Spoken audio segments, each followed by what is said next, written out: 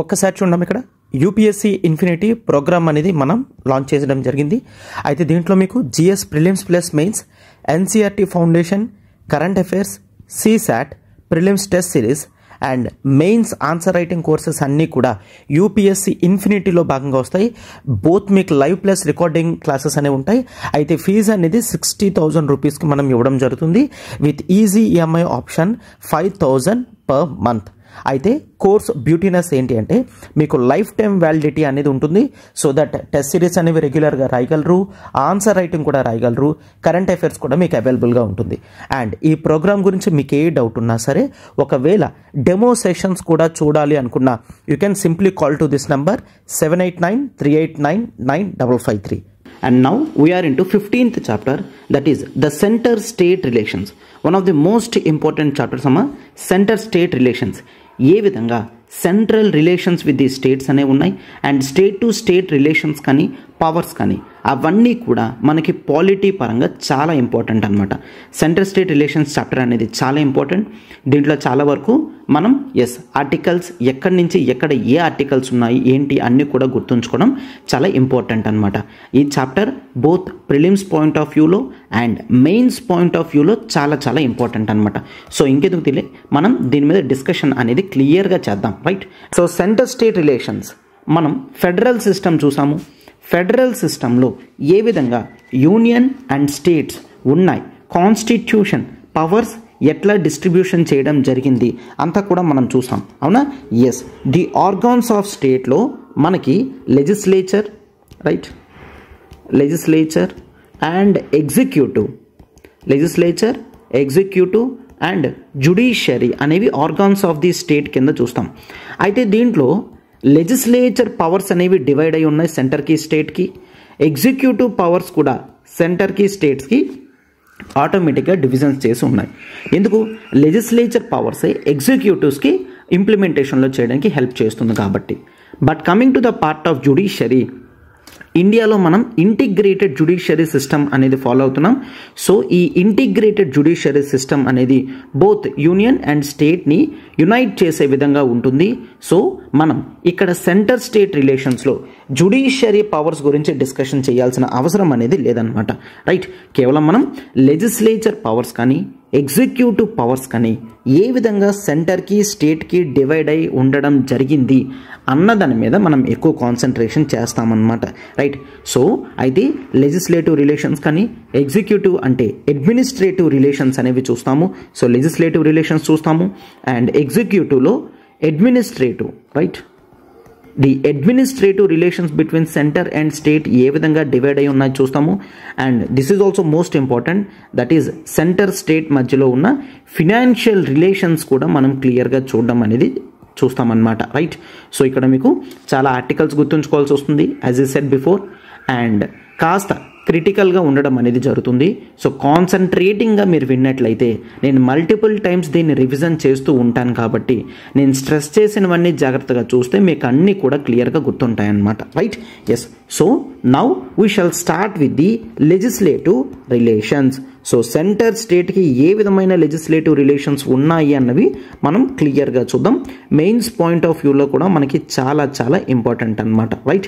So firstly the legislative relations. అయితే legislative relations అనేవి చూసుకున్నట్లయితే మోస్ట్లీ ఆర్టికల్ 245 నుంచి ఆర్టికల్ 255 వరకు కూడా that is in part 11 of the constitution.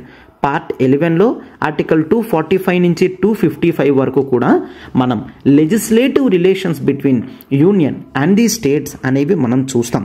So centre స్టేట్స్కి లెజిస్లేటివ్ రిలేషన్స్ ఎక్కడి నుంచి ఎక్కడి వరకు 245 నుంచి 255 వరకు, ఇది మీరు ఖచ్చితంగా గుర్తుంచుకోవాలన్నమాట.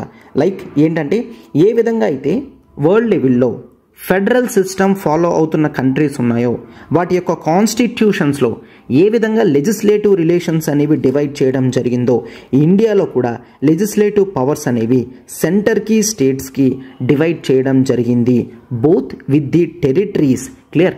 అంటే యూనియన్ గవర్నమెంట్ యొక్క లెజిస్లేషన్కి టెరిటోరియల్ ఎక్స్టెన్షన్ అనేది ఎంతవరకు ఉంటుంది, స్టేట్ గవర్నమెంట్ యొక్క లెజిస్లేషన్కి టెరిటోరియల్ ఎక్స్టెంట్ అనేది ఎంతవరకు ఉంటుంది, అంటే అవి ఎక్కడెక్కడ ఫాలో అవ్వడం జరుగుతుంది అనేది కూడా మన కాన్స్టిట్యూషన్లో క్లియర్గా ఈ రెస్పెక్టివ్ సెంటర్కి స్టేట్కి ఉన్న లెజిస్లేటివ్ రిలేషన్స్ అనేవి మనం కాన్స్టిట్యూషన్లోనే చూస్తామన్నమాట.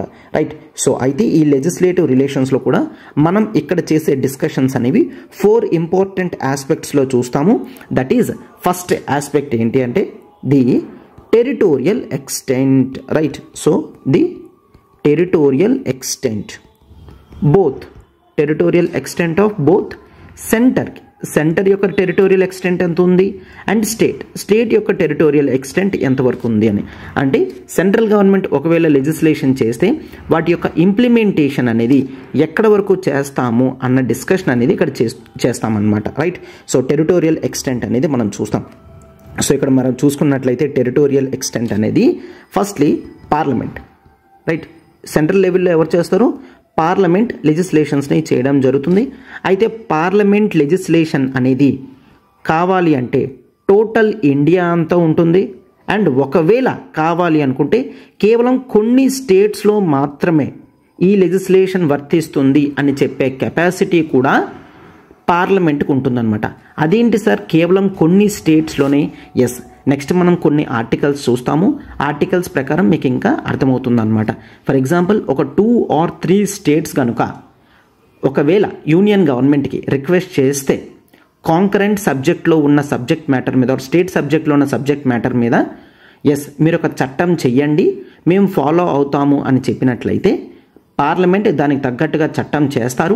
అండ్ ఆ 2-3 స్టేట్స్ ఎవరైతే రిక్వెస్ట్ చేస్తారో అక్కడ మాత్రమే ఆ చట్టం యొక్క ఇంప్లిమెంటేషన్ అనేది ఉంటుందన్నమాట. అందుకని పార్లమెంట్కి కావాలంటే ఇండియా మొత్తం కూడా ఎక్స్టెండ్ అయ్యే విధంగా చట్టాన్ని చేయగలదు, ఆర్ కేవలం కొన్ని స్టేట్స్లోనే ఆ చట్టం ఇంప్లిమెంటేషన్ కూడా చేసే కెపాసిటీ పార్లమెంట్కు ఉన్నది అని మనం చూస్తామన్నమాట. రైట్.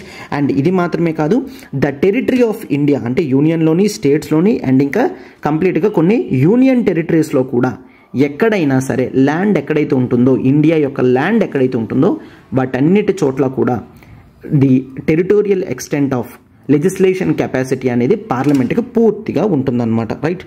అదే ఒకవేళ స్టేట్ లెజిస్లేచర్ అనేది చూసుకున్నట్లయితే స్టేట్ లెజిస్లేచర్ యొక్క కెపాసిటీ అనేది కేవలం ఆ స్టేట్ పరిధిలోకి మాత్రమే, అంటే ఆ స్టేట్ బార్డర్స్ ఏవైతే ఉన్నాయో కేవలం ఆ స్టేట్ బార్డర్స్ వరకు మాత్రమే ఆ లాస్ యొక్క కెపాసిటీ అనేది ఉంటుందన్నమాట. వేరే స్టేట్లో clear out side of that state they can not implement అన్నమాట. రైట్. ఎస్, అయితే కొన్నిసార్లు కొంత రిక్వైర్మెంట్తో వీటి యొక్క ఇంప్లిమెంటేషన్ అనేది వేరే స్టేట్స్లో కూడా చేయడం జరుగుతుంది. సో దాన్నే if there is a sufficient nexus between the state and the object. Clear. So state and ఆబ్జెక్ట్కి ప్రాపర్ నెక్సస్ ఉన్నట్లయితే ఆ స్టేట్ లెజిస్లేచర్ తయారు చేసిన చట్టం అనేది ఈవెన్ వేరే స్టేట్లో కూడా ఇంప్లిమెంట్ చేయడం జరుగుతుంది అని చెప్తున్నారు. అంటే అర్థం ఏంటంటే for example let's take so state legislature control of law and order అనేది స్టేట్ చేతుల్లో ఉంటుంది. అయితే లా అండ్ ఆర్డర్ డిస్టర్బ్ చేస్తే ఎవరికైనా పలానా పనిష్మెంట్ ఉంటుంది అనే ఒకవేళ చట్టం ఏదైనా చేశారనుకోండి ఒక స్టేట్. రైట్. అయితే there is a state that is called let's take AP, Andhra Pradesh ఉంది. ఆంధ్రప్రదేశ్లో ఏ అనే పర్సన్ ఎస్ ఇక్కడ స్టేట్ లెజిస్లేచర్ తీసుకొచ్చిన ఒక కొత్త చట్టం మేరకు హీ ఈజ్ ఎ కల్ప్రిట్, ఒక అఫెన్స్ అనేది చేయడం జరిగింది. అయితే ఈ వ్యక్తి ఎస్ ఇది స్టేట్ లెజిస్లేచర్ కదా, నేను ఏపీ నుంచి లెట్స్ టేక్ తెలంగాణ స్టేట్కి మూవ్ అవడం జరుగుతుంది. క్లియర్. సో తెలంగాణ స్టేట్కి వెళ్ళిపోతాను అని తెలంగాణ స్టేట్కి వెళ్ళిపోయాడు అనుకోండి, అప్పటికీ కూడా ఏపీ వాళ్ళు వచ్చి ఈ వ్యక్తిని అరెస్ట్ చేసి మళ్ళీ తీసుకొని వెళ్ళొచ్చు. ఎందుకు? ప్రాపర్ నెక్సస్ అనేది ఉంటుంది. ఎందుకు? లా అండ్ ఆర్డర్ మీద స్పెసిఫిక్గా ఎవరైతే మిస్టేక్స్ చేస్తారో వాళ్ళని ఎక్కడైతే ఆ తప్పు చేయడం జరుగుతుందో అక్కడే వాళ్ళకి పనిష్మెంట్ అనేది కూడా ఇవ్వడం జరుగుతుందన్నమాట. అర్థమైందా? సో ఇట్లా ప్రాపర్ నెక్సస్ అనేది ఇంపార్టెన్స్ అనేది ఉన్నట్లయితే అప్పుడు టెరిటోరియల్ ఎక్స్టెంట్ దాటినా సరే కొన్నిసార్లు వాటిని ఇంప్లిమెంట్ చేసే కెపాసిటీ స్టేట్ లెజిస్లేచర్కి ఉంటుంది. అర్థమైందా? సో స్టేట్ ఇన్ జనరల్గా కేవలం తన స్టేట్ యొక్క బౌండరీస్లో మాత్రమే చేయగలదు. బట్ కొన్నిసార్లు కొన్ని ఇష్యూస్లో ప్రాపర్ ఇంపార్టెన్స్ అనేది ఉంది అంటే వేరే స్టేట్స్లోకి వెళ్ళిపోయినా సరే తప్పు చేసిన వ్యక్తి ఆ వ్యక్తిని తీసుకొచ్చి పనిష్మెంట్ ఇవ్వడం అనేది లాంటి ఇంప్లిమెంటేషన్ ఆఫ్ లాస్ కూడా స్టేట్ చేయగలదు, రైట్? ఎస్. అండ్ ఇది మాత్రమే కాదు, we also take there is a special power for parliament. పార్లమెంట్కి ఏంటి అంటే it can also give something that is called the extra territorial jurisdiction అని చూస్తామన్నమాట. Extra territorial jurisdiction. Extra territorial jurisdiction అంటే ఏంటి?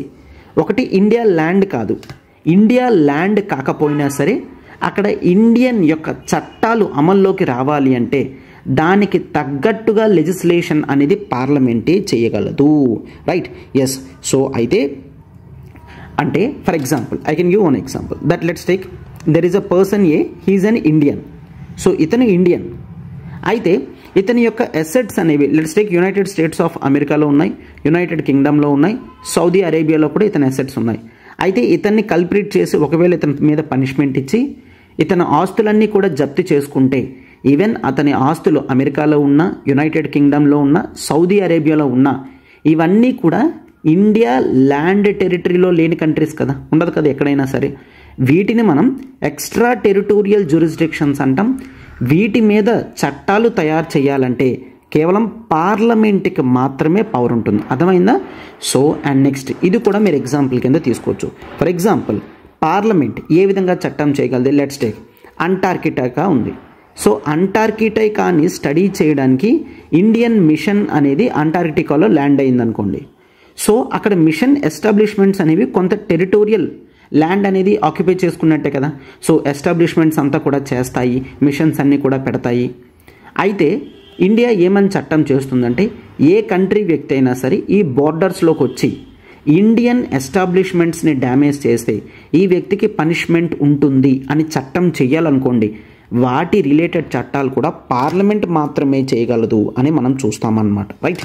ఇది కూడా ఇంపార్టెంట్. ఒకటి ఏంటంటే ఇండియాలో ఎక్స్ట్రా టెరిటోరియల్ జ్యూరిస్డిక్షన్స్ అనేవి చట్టాలు చేయాలంటే వాటిలో పార్లమెంట్కి మాత్రమే పవర్ ఉంటుంది అని కూడా గుర్తుంచుకోండి. Done, right? అండ్ ఇది మాత్రమే కాదు, మరొక ఇంపార్టెంట్ థింగ్ ఏంటి అంటే the plenary powers, right? The plenary territorial జ్యూరిస్డిక్షన్స్, clear? Plenary territorial జ్యూరిస్డిక్షన్స్ వీటి యొక్క పవర్స్ అనేవి పార్లమెంట్కి చాలా తక్కువగా ఉండడం జరుగుతుందన్నమాట. అంటే పార్లమెంట్కి ఈ ప్లీనరీ టెరిటోరియల్ జ్యూరిస్డిక్షన్స్ మీద చేసే చట్టాల మీద పవర్ అనేది తక్కువ ఉందన్నమాట. సార్ అంటే ఏంటి ఈ ప్లీనరీ పవర్స్ ఏంటి, వాటి మీద చట్టాలు తయారు చేయడం ఏంటి? For example let's take, yes, Indian కాన్స్టిట్యూషన్లోనే కొన్ని ఆర్టికల్స్లో క్లియర్గా రాసి ఉంటుంది ఏంటంటే for the regulation of peace, progress and for the good governance. Peace, progress and good governance.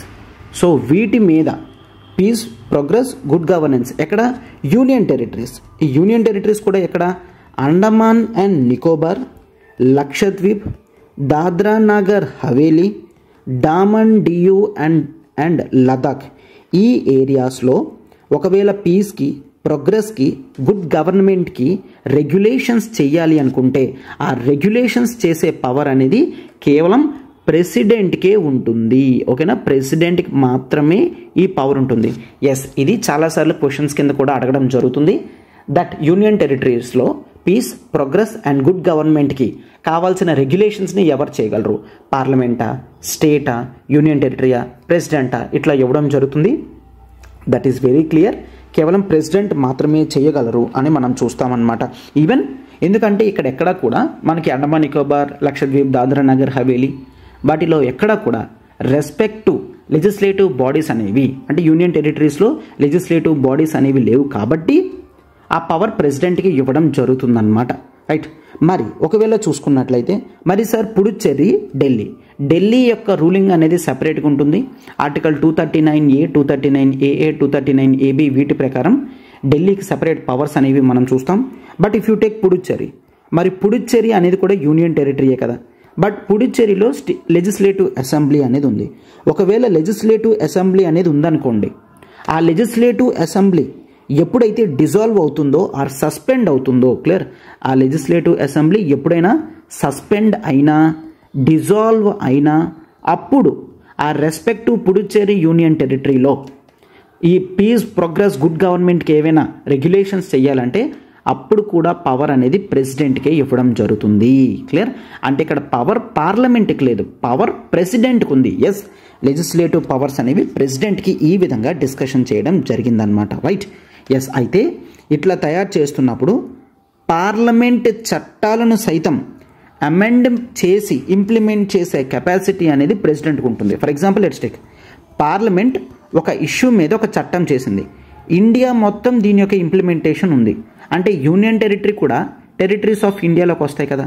But president చెప్పారనుకోండి, ఈ పార్లమెంట్ తయారు చేసిన చట్టం అనేది ఈ యూనియన్ టెరిటరీలో వర్తించదు అని చెప్తే మరి ఇంక అది వర్తించదు అనమాట. రైట్? సో ఆ విధంగా అంత పవర్స్ అనేవి ప్రెసిడెంట్ రెగ్యులేషన్స్కి ఉంటాయి అని మనం చూస్తాం. రైట్? ఎస్. అండ్ ఇది మాత్రమే కాదు, యు ఆల్సో లుక్ ఎట్ ఈ లెజిస్లేటివ్ రిలేషన్స్లో this is also one of the most important. That is గవర్నర్కి కూడా కొంత పవర్స్ అనేవి ఉంటాయి. That is in 5th schedule areas చూసుకున్నట్లయితే, 5th schedule areas. So 5th schedule areas అనేవి చూసుకున్నట్లయితే ఏ స్టేట్స్లో ఎక్కడ ఉన్నాయో అక్కడ పార్లమెంట్ తయారు చేసిన చట్టాలు అనేవి వర్తిస్తాయా వర్తించవా అన్నది డిసైడ్ చేసే కెపాసిటీ గవర్నర్కు ఉంటుంది. ఫర్ ఎగ్జాంపుల్, పార్లమెంట్ ఒక చట్టం చేస్తుంది, ఈ 5th షెడ్యూల్ ఏరియాస్లో, క్లియర్, ఆ 5th షెడ్యూల్ ఏరియాస్లో ఆ పార్లమెంట్ చట్టం వర్తిస్తుందా లేదా అనేది గవర్నర్ డిసైడ్ చేయడం జరుగుతుందన్నమాట. డన్? ఎస్, ఇదొకటి ఇంపార్టెంట్. ఇది 5th షెడ్యూల్. Coming to the part of 6th schedule. 6th schedule areas చూసుకున్నట్లయితే in the states of Assam, Meghalaya, Mizoram, త్రిపురలో చూసుకున్నట్లయితే ఇక్కడ there is separate role for Assam.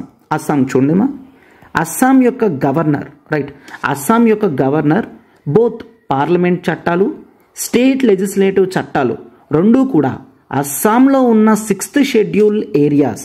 6th schedule areas అనేవి చిన్న ఏరియాస్ ఉంటాయి. For example, if this is an Assam state, దీంట్లో ఇదొక 6th షెడ్యూల్ ఏరియా, ఇదొక 6th షెడ్యూల్ ఏరియా, ఇదొక 6th షెడ్యూల్ ఏరియా, అట్లా ఉంటుంది.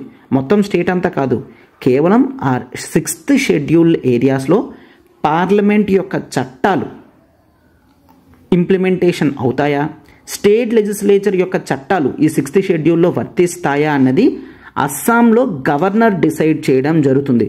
మరి 6th షెడ్యూల్ ఏరియాస్లో అస్సాం కాకుండా మిగిలిన ఉన్న మేఘాలయ కానీ అండ్ త్రిపుర కానీ అండ్ మిజోరాం కానీ, ఈ 3 స్టేట్స్ చూసుకున్నట్లయితే మనకి president will decide for parliament acts.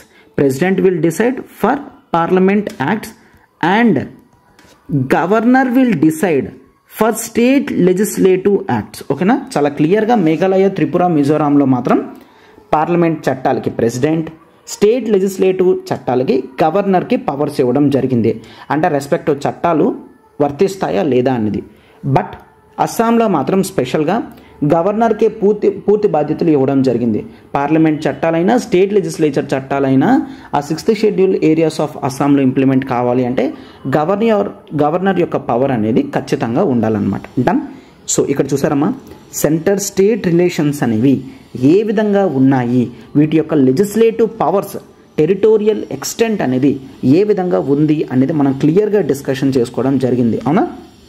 Parliament power ఎంత, స్టేట్ పవర్ ఎంత, వాటి యొక్క టెరిటోరియల్ ఎక్స్టెంట్ ఏంటి, ఎక్స్ట్రా టెరిటోరియల్ జ్యూరిస్డిక్షన్స్ మీద ఎవరు చేయగలరు అండ్ ది యూనియన్ టెరిటరీస్లో ఎవరు చేయగలరు, 5th షెడ్యూల్ 6th షెడ్యూల్ ఏరియాస్లో ఎవరు చేయగలరు అనేది మనం డిస్కస్ చేసుకున్నాము. That is the comprehensive discussion. అవునా?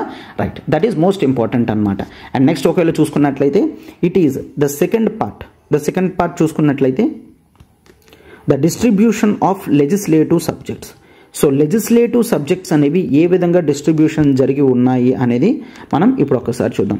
Yes, we all know that కాన్స్టిట్యూషన్లో 7th షెడ్యూల్ ప్రకారం there is union list, there is state list and there is concurrent list. So union list వరకు as as of now 98 subjects ఉన్నాయి.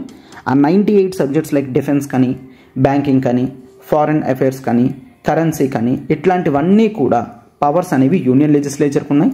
State legislature normal సర్కమ్స్టాన్సెస్లో state లిస్ట్లో ఉన్న subject matters అన్నీ కూడా స్టేట్ లెజిస్లేచర్ చేస్తుంది.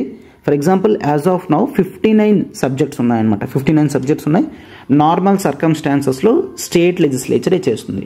మరి ఎక్స్ట్రాడినరీ సర్కమ్స్టాన్సెస్ గురించి తర్వాత మనం డిస్కస్ చేద్దాం. ఓకేనా? ఎస్. అండ్ కాంకరెంట్ లిస్ట్ చూసుకున్నట్లయితే 52 సబ్జెక్ట్స్ ఉంటాయి. కాంకరెంట్ లిస్ట్లో ఎవరైనా చేయొచ్చు. అంటే యూనియన్ అయినా చేయగలదు, అంటే పార్లమెంట్ అయినా చేయగలదు, స్టేట్ లెజిస్లేచర్ అయినా చేయగలదు. రైట్. అయితే జనరల్గా ఫస్ట్ స్టేట్ లెజిస్లేచర్ చేసింది అనుకోండి, అప్పటికి ఓవర్ రైడ్ చేసి కొత్త చట్టాన్ని తయారు చేసే కెపాసిటీ యూనియన్ గవర్నమెంట్కి ఉంటుంది. ఆర్ ఫస్ట్ యూనియన్ గవర్నమెంట్ తయారు చేసింది, దానికి తగ్గట్టుగా చిన్న చిన్న చేంజెస్తో స్టేట్లో ఇంప్లిమెంట్ చేయడానికి కావాలన్నా స్టేట్ ఒక కొత్త చట్టం తయారు చేయగలదు. అండ్ కొన్నిసార్లు చూడండి, యూనియన్ ఒక చట్టం చేస్తుంది, బట్ స్టేట్ యూనియన్ చట్టానికి సంబంధం లేకున్నా దాన్ని క్వశ్చన్ చేసే విధంగా ఒక కొత్త చట్టం అనేది లోకల్ పరిస్థితులను బట్టి కొన్ని తయారు చేయగలదు. బట్ ఇట్లా యూనియన్ పవర్స్కి, అంటే యూనియన్ లెజిస్లేషన్ లాకి అగెయిన్స్ట్గా స్టేట్ లెజిస్లేచర్ ఒక లా తయారు చేస్తే వాటి యొక్క ఇంప్లిమెంటేషన్ జరగాలి అంటే ప్రెసిడెంట్ యొక్క సంతకం అనేది తీసుకోవాలి. This is most important. ఓకేనా? సో చూడండి, జనరల్గా కాంకరెంట్ లిస్ట్లో సబ్జెక్ట్ మ్యాటర్స్ మీద స్టేట్ లెజిస్లేచర్ కూడా తయారు చేయగలదు, యూనియన్ లెజిస్లేచర్ అంటే పార్లమెంట్ తయారు చేయగలదు, స్టేట్ లెజిస్లేచర్ కూడా తయారు చేయగలదు. అయితే ఒకవేళ యూనియన్ లెజిస్లేచర్ తయారు చేసిన చట్టానికి ఆపోజిట్లో కానీ ఎగెయిన్స్ట్గా కానీ స్టేట్ లెజిస్లేచర్ ఒక చట్టం తయారు చేసింది అంటే అప్పుడు మరి యూనియన్ గవర్నమెంట్ తయారు చేసిన చట్టానికి ఎగెయిన్స్ట్గా స్టేట్ లెజిస్లేషన్ ఉండకూడదు కదా. ఉండాలన్నా వాటిని ఇంప్లిమెంట్ చేయాలనుకున్నా ప్రెసిడెంట్ యొక్క సంతకం ఇంపార్టెంట్. ప్రెసిడెంట్ సంతకం పెట్టాడు అనుకోండి, ఎస్ ఈ స్టేట్ లెజిస్లేచర్ పాస్ చేసిన బిల్ మీద సంతకం పెడుతున్నాను అని చెప్తే ఆ రెస్పెక్టివ్ స్టేట్లో యూనియన్ యొక్క చట్టం వర్తించదు, స్టేట్ యొక్క చట్టం మాత్రమే వర్తిస్తుందన్నమాట. అర్థమైందా? సో ఈ విధంగా లెజిస్లేటివ్ సబ్జెక్ట్స్ అనేవి ఇట్లా డివైడ్ చేయడం అనేది జరిగింది. అయితే వన్ మోస్ట్ ఇంపార్టెంట్ థింగ్ ఏంటి అంటే కాంకరెంట్ లిస్ట్ వరకు ఇనీషియల్గా 47 సబ్జెక్ట్స్ అనేవి ఉన్నాయి. ఇప్పుడు 52 సబ్జెక్ట్స్ వెళ్ళాయి. అంటే కాస్త అమెండ్మెంట్ చేసి యాడ్ చేయడం జరిగింది. ఎక్కడి నుంచి? స్టేట్ లిస్ట్లో ఉన్న సబ్జెక్ట్స్ని తీసుకొని కాంకరెంట్ లిస్ట్లోకి యాడ్ చేశారు. That is an 42nd constitutional amendment act. Clear? 42nd constitutional amendment act 1976లో కొన్ని subjects like education, forest, weights and measures, wild animals protection and administration of justice గురించి ఈ సబ్జెక్ట్ మ్యాటర్స్ మీద డిస్కషన్స్ అనేవి ముందు కేవలం స్టేట్ లెజిస్లేచర్లో ఉండేవి, ఇప్పుడు స్టేట్ లిస్ట్లో ఉండేవి, ఇప్పుడు కాంకరెంట్ లిస్ట్లోకి పెట్టడం జరిగింది. అంటే ఈ రెస్పెక్టివ్ సబ్జెక్ట్ మ్యాటర్స్ మీద ఎవరైనా, యూనియన్ అయినా స్టేట్ అయినా ఎవరైనా సరే యాక్ట్స్ అనేవి చేయగలరు అనమాట. రైట్. అండ్ ఇది మాత్రమే కాదు, for example if you take that is ఒక కొత్త ఏరియాని ఎక్వైర్ చేసుకున్నాం అనుకో, ఆ కొత్త ఏరియాలోని ఒకవేళ ఈ చట్టాలు వర్తిస్తాయా లేదా అని చెప్పే పవర్ కూడా పార్లమెంట్కే ఉండడం జరిగిందనమాట. పార్లమెంటే చెప్తుంది ఎస్ ఈ చట్టాలు వర్తిస్తాయా లేదా అని. రైట్. అండ్ ఇది మాత్రమే కాదు, వీ ఆల్సో లుక్ లేటెస్ట్గా 2016లో 101st కాన్స్టిట్యూషనల్ అమెండ్మెంట్ చేసి GST, clear, GST goods and service tax అనే చట్టం తయారు చేయడం అనేది జరిగిందనమాట. సో దీంతో ఈ goods and service tax both union and state ఏ విధంగా ట్యాక్సెస్ ఇంపోజ్ చేస్తారు, ఏ విధంగా డిస్ట్రిబ్యూషన్ చేస్తారు అన్న డిస్కషన్ కూడా ఇక్కడ జరుగుతుందన్నమాట. Right. And even inter state trade commerce అనేది ఏ విధంగా ఉంటుందో కూడా ఈ 101st కాన్స్టిట్యూషనల్ అమెండ్మెంట్లో జిఎస్టీలో కొన్ని అమెండ్మెంట్స్ చేశారు. అండ్ ఇది మాత్రమే కాదు, union list, state list, concurrent list, ఈ 3 లిస్ట్స్ కాకుండా మరొక లిస్ట్ ఉంటుంది. దాన్ని మనం రెసిడ్యూరీ లిస్ట్ అని అంటాం. రెసిడ్యూరీ అంటే union list, state list, concurrent list కాకుండా ఉన్న లిస్ట్ని రెసిడ్యూరీ లిస్ట్ అని అంటాం. కాన్స్టిట్యూషనల్ ఫ్రేమర్స్ తయారు చేసేటప్పుడు కొన్నిటి మీద ఇంపార్టెన్స్ ఉండొచ్చు, కొన్నిటి మీద ఇంపార్టెన్స్ అనేది ఉండకపోవచ్చు. ఫర్ ఎగ్జాంపుల్ ఆ టైంకి కంప్యూటర్స్ అనేవి లేవు కాబట్టి మనం కంప్యూటర్స్ మీద, అంటే ఫర్ ఎగ్జాంపుల్ సైబర్ సెక్యూరిటీ మీద ఎటువంటి చట్టాలు ఎవరు చేయగలరు అన్న సబ్జెక్ట్ మ్యాటర్ అనేది ఎక్కడా లేదు. యూనియన్ లిస్ట్లో లేదు, స్టేట్ లిస్ట్లో లేదు, కాంకరెంట్ లిస్ట్లో లేదు. సో ఇప్పుడు సైబర్ సెక్యూరిటీ చట్టాలు అనేది ఒక సబ్జెక్ట్ అయితే ఆ మూడిట్లో లేకపోతే మరి ఎక్కడ ఉంటుంది? ఎస్, ఆ మూడిట్లో కూడా లేకపోతే యూనియన్, స్టేట్, కాంకరెంట్ లిస్ట్లో లేకపోతే దాన్ని రెసిడ్యూరీ లిస్ట్లో మనం చూస్తాం. రెసిడ్యూరీ లిస్ట్లో దాని నేమ్ అనేది యాడ్ చేయొచ్చు. అయితే ఈ రెసిడ్యూరీ లిస్ట్ మీద చట్టాలు అనేవి ఎవరు చేయగలరు? కేవలం పార్లమెంట్ మాత్రమే చేయగలదు. క్లియర్? కేవలం పార్లమెంటే చేయగలదు. So this is also important question. Residuary list మీద ఎవరు చట్టాలు తయారు చేయగలరు అంటే it is by the parliament అని గుర్తుంచుకోండి. క్లియర్? సో రెసిడ్యూరీ లిస్ట్ మీద పార్లమెంట్ చట్టాలు తయారు చేయగలదు. సో దీంతో మనకి క్లియర్గా అర్థమవుతుంది ఎవరి పవర్స్ అనేవి ఎంతవరకు ఉన్నాయని. అయితే ఈ రెసిడ్యూరీ లిస్టుకు వస్తే కొన్ని కంట్రీస్లో డిఫరెంట్గా ఇంప్లిమెంటేషన్ చేయడం జరుగుతుంది. For example United States of అమెరికాలో చూసుకుంటే రెసిడ్యూరీ లిస్ట్ మీద చట్టాలు తయారు చేసే కెపాసిటీ అనేది స్టేట్స్కి ఇవ్వడం జరిగింది. Clear? And already if you take Australia కూడా సేమ్ ప్యాటర్న్ అనేది ఫాలో అవుతుంది అమెరికాలాన. And if you take Canada చూసుకున్నట్లయితే మాత్రం రెసిడ్యూరీ లిస్ట్ మీద సబ్జెక్ట్ మ్యాటర్స్ అనేవి ఆ రెస్పెక్టివ్ కంట్రీలో యూనియన్ గవర్నమెంట్కి ఇవ్వడం జరిగింది, సెంటర్కే ఉందన్నమాట. రైట్? క్లియర్? సో అంటే మనం కెనేడియన్ సిస్టమ్ లాంటిది ఫాలో అవ్వడం జరుగుతుంది. కెనడాలో రెసిడ్యూరీ లిస్ట్ మీద చట్టాలు చేసే అధికారం అనేది సెంట్రల్ గవర్నమెంట్కి ఉంటుంది. ఇండియాలో కూడా సేమ్ అలానే కెనడా లాగా రెసిడ్యూరీ లిస్ట్ మీద ఉన్న సబ్జెక్ట్ మ్యాటర్స్ మీద యాక్ట్స్ అనేవి ఎవరు చేస్తారు? That is by the parliament. That is most important. Please do remember that. Right? So ఈ విధంగా డిఫరెంట్ డిస్టింక్షన్స్ పవర్స్ అనేవి ఇవ్వడం జరిగింది. సో అయితే మనకి ఎక్కడ ప్రాబ్లం వస్తుందంటే we already seen the concurrent లిస్ట్లోనే కాంకరెంట్ లిస్ట్లో స్టేట్ చేయగలుగుతుంది, సెంటర్ చేయగలుగుతుంది. ఒకవేళ సెంట్రల్ లా అనేది కాంప్రహెన్సివ్గా ఉండి బ్రాడ్గా ఉంటే స్టేట్ లా కన్నా సెంట్రల్ లా అనేది ఇంప్లిమెంటేషన్లోకి వస్తుంది. సెంట్రల్ లా ఇంప్లిమెంట్ అవ్వకూడదు, స్టేట్ లా మాత్రమే ఇంప్లిమెంట్ అవ్వాలి అంటే అప్పుడు ప్రెసిడెంట్ యొక్క సంతకం అనేది ఇంపార్టెంట్ అనమాట. డన్? ఎస్. సో అయితే నెక్స్ట్ డిస్కషన్స్ అనేవి మనం నెక్స్ట్ క్లాస్లో డిస్కస్ చేద్దాం. Right? Hope this is completely clear. చాలా ఈజీగా క్లియర్గా ఏ విధంగా లెజిస్లేటివ్ మ్యాటర్స్లో సెంటర్ స్టేట్ రిలేషన్స్ పవర్స్ అనేవి ఎంతవరకు ఉన్నాయి అనేది చూసుకున్నాం.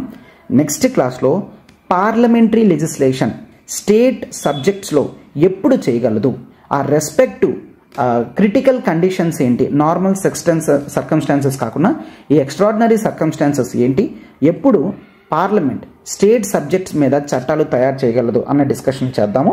క్లియర్? అండ్ మీకు ఇంకా క్లియర్గా హెల్ప్ అవుతుంది అనమాట. రైట్? సో క్లాస్ అర్థమవుతుంది కదమ్మా? ఒకవేళ మీకు నచ్చినట్లయితే లైక్ బటన్ హిట్ చేయండి, అది మాకు చాలా ఎంకరేజింగ్గా ఉంటుంది. ఫెలో ఆస్పిరెంట్స్కి కూడా షేర్ చేయండి. అండ్ ఒకవేళ ఛానల్ని సబ్స్క్రైబ్ చేయకపోతే please do subscribe our channel. Now we shall discuss about the parliamentary legislation. ఇది most important topic. Centre state రిలేషన్స్లో లెజిస్లేటివ్ రిలేషన్స్లో మనకి చాలా ఇంపార్టెంట్ ఏంటి అంటే దట్ ఈజ్ పార్లమెంటరీ లెజిస్లేషన్. అంటే ఏంటి? ఎస్, పార్లమెంటరీ లెజిస్లేషన్ అనేది ఇన్ జనరల్గా అయితే అంత ఇంపార్టెంట్ టాపిక్ కాదు. బట్ ఇక్కడ parliamentary legislation in the state field అన్నమాట. మనకి 7th షెడ్యూల్ ప్రకారం యూనియన్ సబ్జెక్ట్లో ఉన్న ఆస్పెక్ట్స్ని మనకి పార్లమెంట్ లెజిస్లేషన్ చేస్తుంది. అలానే స్టేట్ సబ్జెక్ట్స్లో ఉన్నవి స్టేట్ లెజిస్లేచర్ అనేది లాస్ అనేవి తయారు చేస్తుంది. బట్ ఇక్కడ పార్లమెంట్ స్టేట్ సబ్జెక్ట్స్లో ఉన్న మ్యాటర్స్ మీద లా మేకింగ్ అనేది చేస్తుంది. సో ఇవన్నీ కూడా కొన్ని ఎక్స్ట్రాడినరీ సర్కమ్స్టాన్సెస్లో జరుగుతాయి. అంటే నార్మల్ సర్కమ్స్టాన్సెస్లో పార్లమెంట్ అసలు స్టేట్ ఫీల్డ్స్లోకి ఎంటర్ అవ్వడానికి లేదు. బట్ ఈ ఎక్స్ట్రాడినరీ సర్కమ్స్టాన్సెస్ ఏంటి అనే దాని మీద మనకి పూర్తి నాలెడ్జ్ అనేది కావాలన్నమాట. సో అందుకనే ఒక్కొక్కటి చాలా డీటెయిల్డ్గా క్లియర్గా ఆర్టికల్స్తో సహా చెప్తాను. మీరు చాలా క్లియర్గా వినండి అమ్మా. This is one of the most important topic అనమాట. Right? Parliamentary legislation in the state field. ఒకటి that is when the Rajya Sabha passes the resolution అని చూస్తాం. ఎప్పుడు? ఒకటి that is when the Rajya Sabha passes the resolution. Yes. అయితే ఈ రిజల్యూషన్ అంటే ఏంటి, ఎంత మెజారిటీ కావాలో అన్నది కూడా ఇందులో మనకి డిస్కస్ చేయడం అనేది జరిగిందనమాట. Right? And this is clearly the article about, it is the article 248. Sorry, it is 249. Clear? So 249, article 249 annamata. Right? So article 248 deals with the residuary list. Already చూసుకున్నాం కదా, residuary list union state concurrent లిస్ట్లో లేనివి residuary లిస్ట్లో ఉంటాయి. Residuary list మీద legislation power అనేది by default పార్లమెంట్గా ఉంటుంది. And when Rajya Sabha passes resolution అనేది ఆర్టికల్ 249 అనమాట. Right? So article 249. So article 249 ప్రకారం ఒకవేళ స్టేట్ సబ్జెక్ట్స్లో పార్లమెంట్ ఎప్పుడైనా చట్టం చేయాలి అనుకుంటే దానికి తగ్గట్టుగా రాజ్యసభలో రెజల్యూషన్ పాస్ అవ్వాలి. ఈ రెజల్యూషన్ అనేది 2/3 ఆఫ్ ప్రెజెంట్ అండ్ ఓటింగ్. ఆ రోజు ఎంతమంది అయితే ప్రెజెంట్ అవుతారో అందులో 2/3 మెంబర్స్ కనుక ప్రెజెంట్ అయ్యి ఓట్ వేసినట్లయితే అప్పుడు రాజ్యసభ రెజల్యూషన్ పాస్ అయినట్టు. Then parliament has the capacity to pass a law on the respect to subject. So అప్పుడు స్టేట్ సబ్జెక్ట్లో ఉన్న ఒక సబ్జెక్ట్ని తీసుకొని దాని మీద చట్టం తయారు చేసి ఇంప్లిమెంటేషన్ అనేది చేయగలరు అనమాట. రైట్, అది స్టేట్ సబ్జెక్ట్లో ఉన్న ఏ సబ్జెక్ట్ మ్యాటర్ అయినా పర్వాలేదు, with including goods and services tax మీద అయినా సరే. Right, goods and service taxes మీద అండ్ ఇంకే అదర్ సబ్జెక్ట్ అయినా స్టేట్ లిస్ట్లో ఉన్న దాని మీద చట్టం ఒకవేళ పార్లమెంట్ చేయాలి అనుకుంటే రాజ్యసభలో 2/3 members present and voting resolution అనేది పాస్ చేయాలి అండర్ ఆర్టికల్ 249 అని గుర్తుంచుకోండి. అయితే మోస్ట్ ఇంపార్టెంట్ ఏంటి అంటే ఈ రెజల్యూషన్ ఏదైతే పాస్ చేస్తారో ఈ రెజల్యూషన్ యొక్క వ్యాలిడిటీ ఎంతవరకు ఉంటుంది సార్? ఈ రెజల్యూషన్ యొక్క వ్యాలిడిటీ అనేది 1 ఇయర్ ఉంటుంది. గుర్తుంచుకోండి, ఎప్పుడైతే పాస్ అవుతుందో అప్పటి నుంచి రెజల్యూషన్ అనేది 1 ఇయర్ ఉంటుంది అనమాట.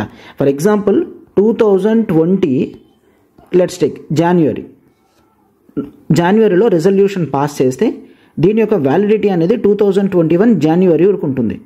సో 2020 జనవరిలో ఒక లా అనేది తయారు చేశారు. రైట్, అయితే దీని యొక్క వ్యాలిడిటీ ఎంతవరకు ఉంటుంది?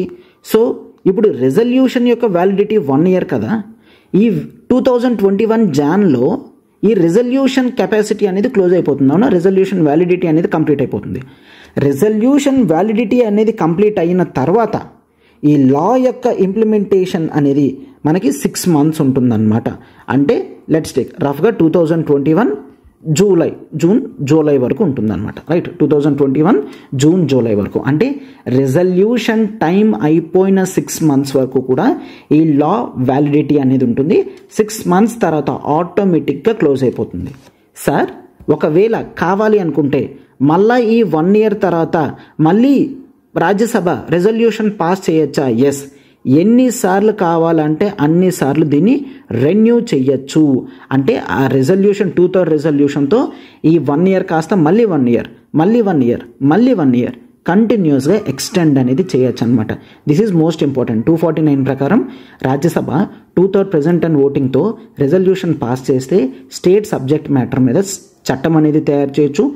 అలా తయారు చేసే చట్టం అనేది వ్యాలిడిటీ ఎంతవరకు ఉంటుందంటే ఆ రెజల్యూషన్ యొక్క validity 1 year, resolution validity 1 year తర్వాత నెక్స్ట్ 6 months వరకు ఉండి ఆ తర్వాత ఆటోమేటిక్గా బై డిఫాల్ట్ క్లోజ్ అయిపోతుంది అనమాట. ఓకేనా, this is important. And another most important ఏంటి అంటే క్వశ్చన్ ఇక్కడ వస్తుంది ఏంటి? ఎస్, ఒక సబ్జెక్ట్ మీద let's take that is law and order అనుకోండి. Just basic example, law and order అనేది స్టేట్ సబ్జెక్ట్లో ఉంటుంది. సో లా అండ్ ఆర్డర్ మీద రాజ్యసభ రెజల్యూషన్ పాస్ చేయడం వల్ల సో దీని మీద చట్టం అనేది పార్లమెంట్ చేసింది. ఎస్, లా అండ్ ఆర్డర్ సంబంధించిన ఒక చట్టం అనేది పార్లమెంట్ తయారు చేసింది. అయితే సార్ మరి పార్లమెంట్ తయారు చేసిన చట్టం ఉన్నప్పుడు లా అండ్ ఆర్డర్ మీద మళ్ళీ స్టేట్ చేయగలదా అంటే చాలామంది కన్ఫ్యూజన్ వస్తుంది. గుర్తుంచుకోండి, అబ్సల్యూట్లీ చేయగలది, ఖచ్చితంగా చేయగలది. పార్లమెంట్ లా అండ్ ఆర్డర్ మీద ఒక చట్టం చేసినా సరే ఆర్టికల్ 249 ప్రకారం స్టేట్కి కూడా పవర్ ఉంటుంది. స్టేట్ కూడా మళ్ళా లా అండ్ ఆర్డర్లో చట్టం తయారు చేయొచ్చు. బట్ గుర్తుంచుకోండి, ఈ చట్టం ఎంతవరకు అంటే పార్లమెంట్తో తయారు చేసే యాక్ట్కి రిపగ్నెన్సీ అనేది రాకూడదు, ఇన్కన్సిస్టెన్సీ అనేది రాకూడదు. రిపగ్నెన్సీ అన్న ఇన్కన్సిస్టెన్సీ అన్న దట్ ఈజ్ పార్లమెంట్ తయారు చేసిన చట్టానికి అనుగుణంగా ఉండాలి అని మనం చూస్తాం.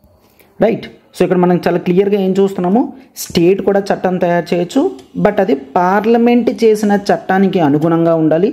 ఒకవేళ పార్లమెంట్ చట్టానికి అనుగుణంగా లేకపోతే స్టేట్ యొక్క చట్టం అనేది వ్యాలిడిటీలో ఉండదు, పార్లమెంట్ చెప్పిన విధంగానే ఉంటుందన్నమాట. ఓకేనా, సో అది మనం గుర్తుంచుకోవాలి. ఏంటంటే ఇంపార్టెంట్, స్టేట్ కూడా చట్టం చేయగలదా అంటే ఎస్ చేయగలది అని గుర్తుంచుకోండి. So this is one provision that is when the Rajya Sabha passes A resolution, article 249 అనమాట.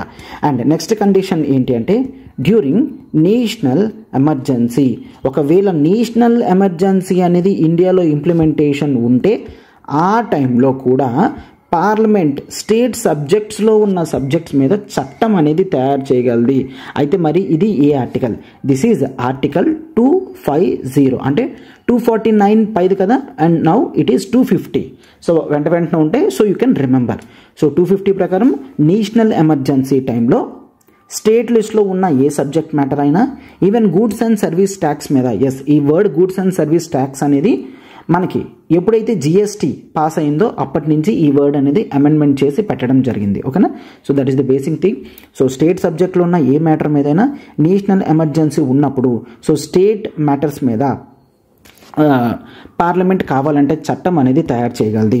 అయితే ఈ చట్టం వ్యాలిడిటీ ఎంతవరకు ఉంటుంది అంటే, for example national emergency 2 years ఉంది అనుకోండి, ఆ 2 years తర్వాత క్లోజ్ అయిపోతుంది కదా, ఆ 2 years తర్వాత మరొక 6 months ఉండి క్లోజ్ అవుతుంది. ఓకేనా? మరొక 6 months ఉండి క్లోజ్ అయిపోతుంది అనమాట. సో అంటే ఏంటి, ఈ నేషనల్ ఎమర్జెన్సీ టైంలో ఏదైతే పార్లమెంట్ స్టేట్ సబ్జెక్ట్స్ మీద చట్టం చేస్తుందో ఆ చట్టం యొక్క వ్యాలిడిటీ అనేది నేషనల్ ఎమర్జెన్సీ కంప్లీట్ అయిన 6 months వరకు ఉండి ఆ తర్వాత క్లోజ్ అవుతుంది. అండ్ సేమ్ ఈ టైంలో కూడా స్టేట్ కూడా ఆ సబ్జెక్ట్ మ్యాటర్స్లో చట్టం చేయగలదా అంటే ఎస్ చేయగలది అనే గుర్తుంచుకోండి. ఓకేనా? సో స్టేట్ కూడా చేయగలదని చూస్తాం. So these are the 2 provisions that we see. And next see this is also important, when states make a request అని చూస్తాం. When states make a request అని కూడా చూస్తాం. When states make a request, and this is article see 249, 250, 251 అనేది మనకి వేరే article ఉంటుంది. And now it is 252, right? So this is 252. సో 249, 250 ఉంటుంది, 251 ఉంటుంది, 252 అనమాట. So when states make a request అంటే అట్లీస్ట్ గుర్తుంచుకోండి, at least 2 or more states, at least 2 or more states కనుక ఈ సబ్జెక్ట్ మీద చట్టం అనేది పార్లమెంట్ మీరే చెయ్యాలి అని పార్లమెంట్కి ఒక రిక్వెస్టింగ్ రెజల్యూషన్ పాస్ చేయాలి. ఆ రెజల్యూషన్ సింపుల్ మెజారిటీతో సరిపోతుంది. ఇక్కడ ఎటువంటి 2/3 మెజారిటీ అవసరం లేదు. ఓకేనా? 2 or more states వాళ్ళ లెజిస్లేటివ్ అసెంబ్లీలో రెజల్యూషన్ పాస్ చేయాలి. ఒక సింపుల్ రెజల్యూషన్ పాస్ చేయాలి విత్ సింపుల్ మెజారిటీ.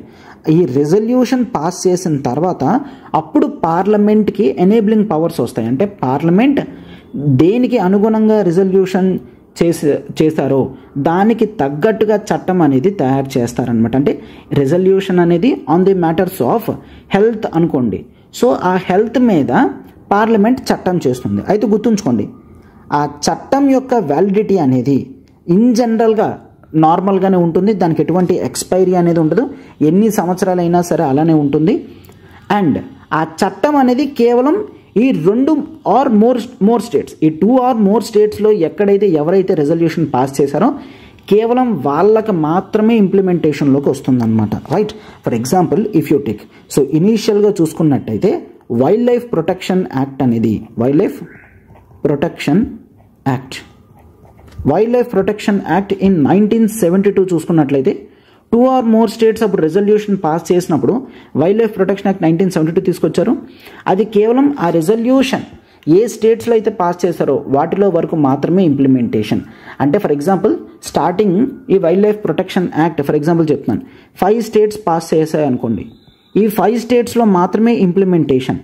అయితే గుర్తుంచుకోండి, ఇలా తయారు చేసిన చట్టాల్లో అమెండ్మెంట్ చేయాలనుకున్నా, ఈ చట్టం రిపీల్ చేయాలనుకున్నా కేవలం పవర్ పార్లమెంట్కే ఉంటుంది, స్టేట్కి మరి ఉండదన్నమాట. ఓకేనా? పార్లమెంట్ మాత్రమే దీని యొక్క అమెండ్మెంట్ చేయగలది, రిపీల్ చేయగలది. ఈ 5 స్టేట్స్లో ఇంప్లిమెంటేషన్ వచ్చింది 1972లో. ఫర్ ఎగ్జాంపుల్ 1973లో మరొక స్టేట్ కూడా రిజల్యూషన్ పాస్ చేసింది అనుకోండి, వెంటనే ఈ యాక్ట్ ఈ స్టేట్లో కూడా ఇంప్లిమెంటేషన్లోకి వస్తుంది. 1980లో లెట్స్ టేక్ మరొక 10 states రిజల్యూషన్ పాస్ చేశాయి అనుకోండి, స్టార్టింగ్ 5 తర్వాత 1, 6 states మాత్రమే కాకుండా అండ్ ఈ నెక్స్ట్ 10 స్టేట్స్లో కూడా ఆ 1972 యాక్ట్ ఇంప్లిమెంటేషన్ ఉంటుంది.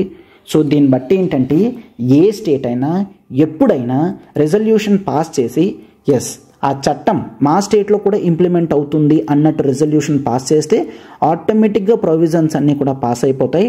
అండ్ ఫ్యూచర్లో దాన్ని అమెండ్మెంట్ చేయాలనుకున్నా, రిపీల్ చేయాలనుకున్నా పవర్ అనేది కేవలం పార్లమెంట్కే ఉంటుంది. అండ్ దీంట్లో ఎటువంటి టైం వ్యాలిడిటీ అనేది ఉండదు. ఈ చట్టం అనేది ఆర్టికల్ 252 ప్రకారం చేసే చట్టం అనేది ఎప్పటికీ కూడా కంటిన్యూస్గా ఉంటుందన్నమాట, అన్లెస్ పార్లమెంట్ రిపీల్ చేస్తే కానీ. అయితే ఇక్కడ ద మోస్ట్ ఇంపార్టెంట్ ఏంటి అంటే, పార్లమెంట్ ఇప్పుడు వైల్డ్ లైఫ్ ప్రొటెక్షన్ మీద పార్లమెంట్ చట్టం చేసింది, మరి స్టేట్ చేయగలదా సార్ అంటే ఇక్కడ అసలు స్టేట్ చెయ్యలేదు. దిస్ ఈజ్ మోస్ట్ ఇంపార్టెంట్ అన్నమాట. ఏంటంటే ఆర్టికల్ 252 ప్రకారం మీనింగ్ ఏంటి అంటే, ఈ సబ్జెక్ట్ మీద మేము చట్టం చేయము, మా పవర్స్ అన్నీ కూడా మీకే ఇచ్చేస్తున్నాము, మీరు మాత్రమే చట్టం చెయ్యండి అని చెప్పి ఇచ్చేయడం. సో పవర్ అంతా కూడా వాళ్ళకి ఇచ్చేయడం అన్నమాట. సో పవర్ అంతా ఇచ్చేస్తున్నారు కాబట్టి ఇక్కడ స్టేట్స్ దానికి తగ్గట్టుగా చట్టం చేసే పవర్ అనేది లేదు అని గుర్తుంచుకోండి, ఓకేనా. So 2 or more states article 252 resolution pass చేస్తే ఇంప్లిమెంటేషన్లోకి వస్తుంది. నెక్స్ట్ ఎన్ని స్టేట్స్ రెజల్యూషన్ పాస్ చేస్తే ఆ స్టేట్స్లో ఇంప్లిమెంటేషన్ వస్తుంది. దీనికి టైం వ్యాలిడిటీ అనేది ఉండదు, ఎంతవరకు అయినా ఉంటుంది. స్టేట్ దీని మీద చట్టం చేయగలదా అంటే స్టేట్ దీని మీద చట్టం చేయలేదు అని గుర్తుంచుకోండి, ఓకేనా. అండ్ నెక్స్ట్ సి, ఇది మాత్రమే కాదు, there is another provision also, that is to implement international agreement. To implement international agreement అని చూస్తాం. ఇంటర్నేషనల్ అగ్రిమెంట్ అంటే see here it is the article 253. Next 252 తర్వాత దిస్ ఈజ్ ఆర్టికల్ 253 అనమాట. ఇంటర్నేషనల్లో ఏవైనా కొన్ని ప్రామిసెస్ చేస్తారు గవర్నమెంట్. సో దానికి అనుగుణంగా కొన్ని చట్టాలు తయారు చేయాల్సి వస్తుంది. సో ఆ చట్టాలు తయారు చేసేటప్పుడు ఆ రెస్పెక్టివ్ సబ్జెక్ట్ మ్యాటర్ అనేది స్టేట్ లిస్ట్లో ఉంటే స్టేట్స్కి ఆ పవర్ అనేది ఉండదు కాబట్టి పవర్ కేవలం పార్లమెంట్లోకే ఉంటుందన్నమాట. ఫర్ ఎగ్జాంపుల్ చూసుకున్నట్లయితే మనకి there is one act that is called United nation privileges and immunities. అంటే యుఎన్ బాడీస్కి యుఎన్ మెంబర్స్ ఎవరైతే ఇండియాలో ఉంటారో వాళ్ళకి కొన్ని ప్రివిలేజెస్ ఉంటాయి, ఇమ్యూనిటీస్ అనేవి ఉంటాయి. వాళ్ళు ఏ స్టేట్లోకి వెళ్ళినా ఏం చేసినా వాళ్ళకి సపరేట్ ప్రివిలేజెస్ అండ్ ఇమ్యూనిటీస్ ఉంటాయి. That UN privileges, United nations privileges and immunities act 1947 చూస్తాం. ఇది ఆర్టికల్ 253 ప్రకారమే తయారు చేయడం జరిగింది. సో చూడండి, ఇట్లా తయారు చేసిన చట్టాలకి ఎటువంటి టైం వ్యాలిడిటీ ఉండదు, కంటిన్యూస్గా ఇంప్లిమెంట్లోకి ఉంటుంది. సో వీటి మీద స్టేట్స్ ఎప్పుడు కూడా చట్టం అనేది తయారు చేయలేవు. క్లియర్? కేవలం ఇండియా ఇంటర్నేషనల్ లెవెల్లో నేషనల్ ట్రీటీస్ చేసుకున్నా, అగ్రిమెంట్స్ చేసుకున్నా, కన్వెన్షన్స్ చేసుకున్నా వాటిని ఫుల్గా ఒబ్లైజ్ చేయడానికి, ఆ ఆబ్లిగేషన్స్ ఫుల్ఫిల్ చేయడానికి స్టేట్స్ నుంచి ఎటువంటి ఇబ్బంది కూడా రాకూడదని స్టార్టింగ్లోనే ఆర్టికల్ 243లో పెట్టడం జరిగింది. టు ఇంప్లిమెంట్ ఇంటర్నేషనల్ అగ్రిమెంట్స్ అని చూస్తాం. దిస్ ఈజ్ ఆర్టికల్ 253 అనమాట. And this is the last condition. ఏంటి అంటే డ్యూరింగ్ ప్రెసిడెంట్స్ రూల్. నేషనల్ ఎమర్జెన్సీలో కూడా చూసాం కదా, అలానే ప్రెసిడెంట్స్ రూల్ ఉన్నప్పుడు కూడా ప్రెసిడెంట్స్ రూల్ ఉన్నప్పుడు స్టేట్ సబ్జెక్ట్స్లో పార్లమెంట్ చట్టం అనేది తయారు చేయగలదు. బట్ గుర్తుంచుకోండి, అది ఎంతవరకు వ్యాలిడిటీ ఉంటుంది అంటే, for example presidents rule complete అయిపోయింది. క్లియర్? సో ప్రెసిడెంట్స్ రూల్ అనేది లెట్స్ టేక్ ఒక 3 years ఉంది. 3 yearsలో ప్రెసిడెంట్స్ రూల్ కంప్లీట్ అయిపోయింది. సో 1920 నుంచి 1923 వరకు 2020 నుంచి 2023 వరకు ప్రెసిడెంట్స్ రూల్ అనేది ఉంది. 2023లో ప్రెసిడెంట్స్ రూల్ కంప్లీట్ అయిపోయింది. అయితే 2020లోనే స్టేట్ సబ్జెక్ట్ మీద చట్టం తీసుకొస్తే అది ఎంతవరకు వ్యాలిడిటీ అంటే ఎంతవరకు అయినా వ్యాలిడిటీ ఉంటుంది, కంటిన్యూస్గా వ్యాలిడిటీ ఉంటుంది. సార్ మరి దాన్ని రిపీల్ చేయాలి అంటే స్టేట్ లెజిస్లేచర్ మరొక రెజల్యూషన్ పాస్ చేయాలన్నమాట. రైట్? మరొక రెజల్యూషన్ పాస్ చేయాలి. ఫర్ ఎగ్జాంపుల్ 2020లో ఏబీసీ యాక్ట్ అనేది తీసుకొచ్చారనుకోండి. ఆ ఏబీసీ యాక్ట్ అనేది స్టేట్లో వర్తిస్తుంది. కేవలం ప్రెసిడెంట్స్ రూల్ ఉన్న స్టేట్స్లో మాత్రమే వర్తిస్తాయి. గుర్తుంచుకోండి, ప్రెసిడెంట్స్ రూల్ అనేది ప్రతి స్టేట్లో ఉండాల్సిన అవసరం లేదు. 1 or 2, 3 స్టేట్స్ ఎన్ని స్టేట్స్లో అయినా పెట్టచ్చు. ఆ టైంలో ఆ సబ్జెక్ట్ మ్యాటర్ మీద పార్లమెంట్ తయారు చేస్తుంది. పార్లమెంట్ తయారు చేసే చట్టం అనేది కేవలం ఆ ప్రెసిడెంట్స్ రూల్లో ఉన్న స్టేట్స్లో మాత్రమే ఇంప్లిమెంటేషన్లోకి వస్తాయి. వాటి యొక్క వ్యాలిడిటీ అనేది కంటిన్యూస్గా ఉంటుంది. దీన్ని ఒకవేళ ఈ యాక్ట్ని రిపీల్ చేయాలంటే స్టేట్ లెజిస్లేచర్ మాత్రమే రిపీల్ చేయగలదు. వాళ్ళు చెప్తారనమాట, ఏంటి, ఎస్ ఈ ఏబీసీ యాక్ట్ అనేది ఇక్కడి నుంచి ఉండకూడదు అని చెప్తే మాత్రమే దీని యొక్క ఎన్ఫోర్స్మెంట్ అనేది క్లోజ్ అవుతుంది. లేదంటే కంటిన్యూస్గా 10 years అయినా, 50 years అయినా, 100 years అయినా ఈ యాక్ట్ అనేది కంటిన్యూ అవుతూ ఉంటుంది అనమాట. ఓకేనా?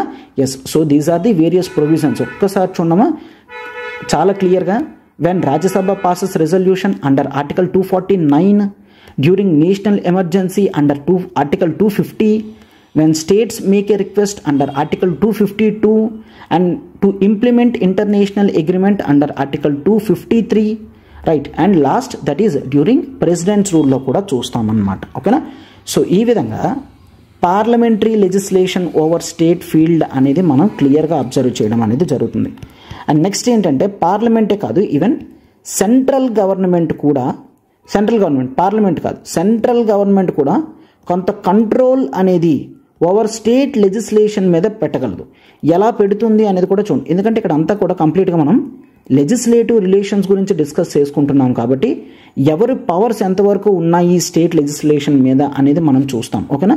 ఎంతవరకు పార్లమెంటరీ కంట్రోల్ చూసాం, ఇప్పుడు సెంట్రల్ గవర్నమెంట్, ఎందుకంటే పార్లమెంట్ వేరు గవర్నమెంట్ వేరు, రైట్?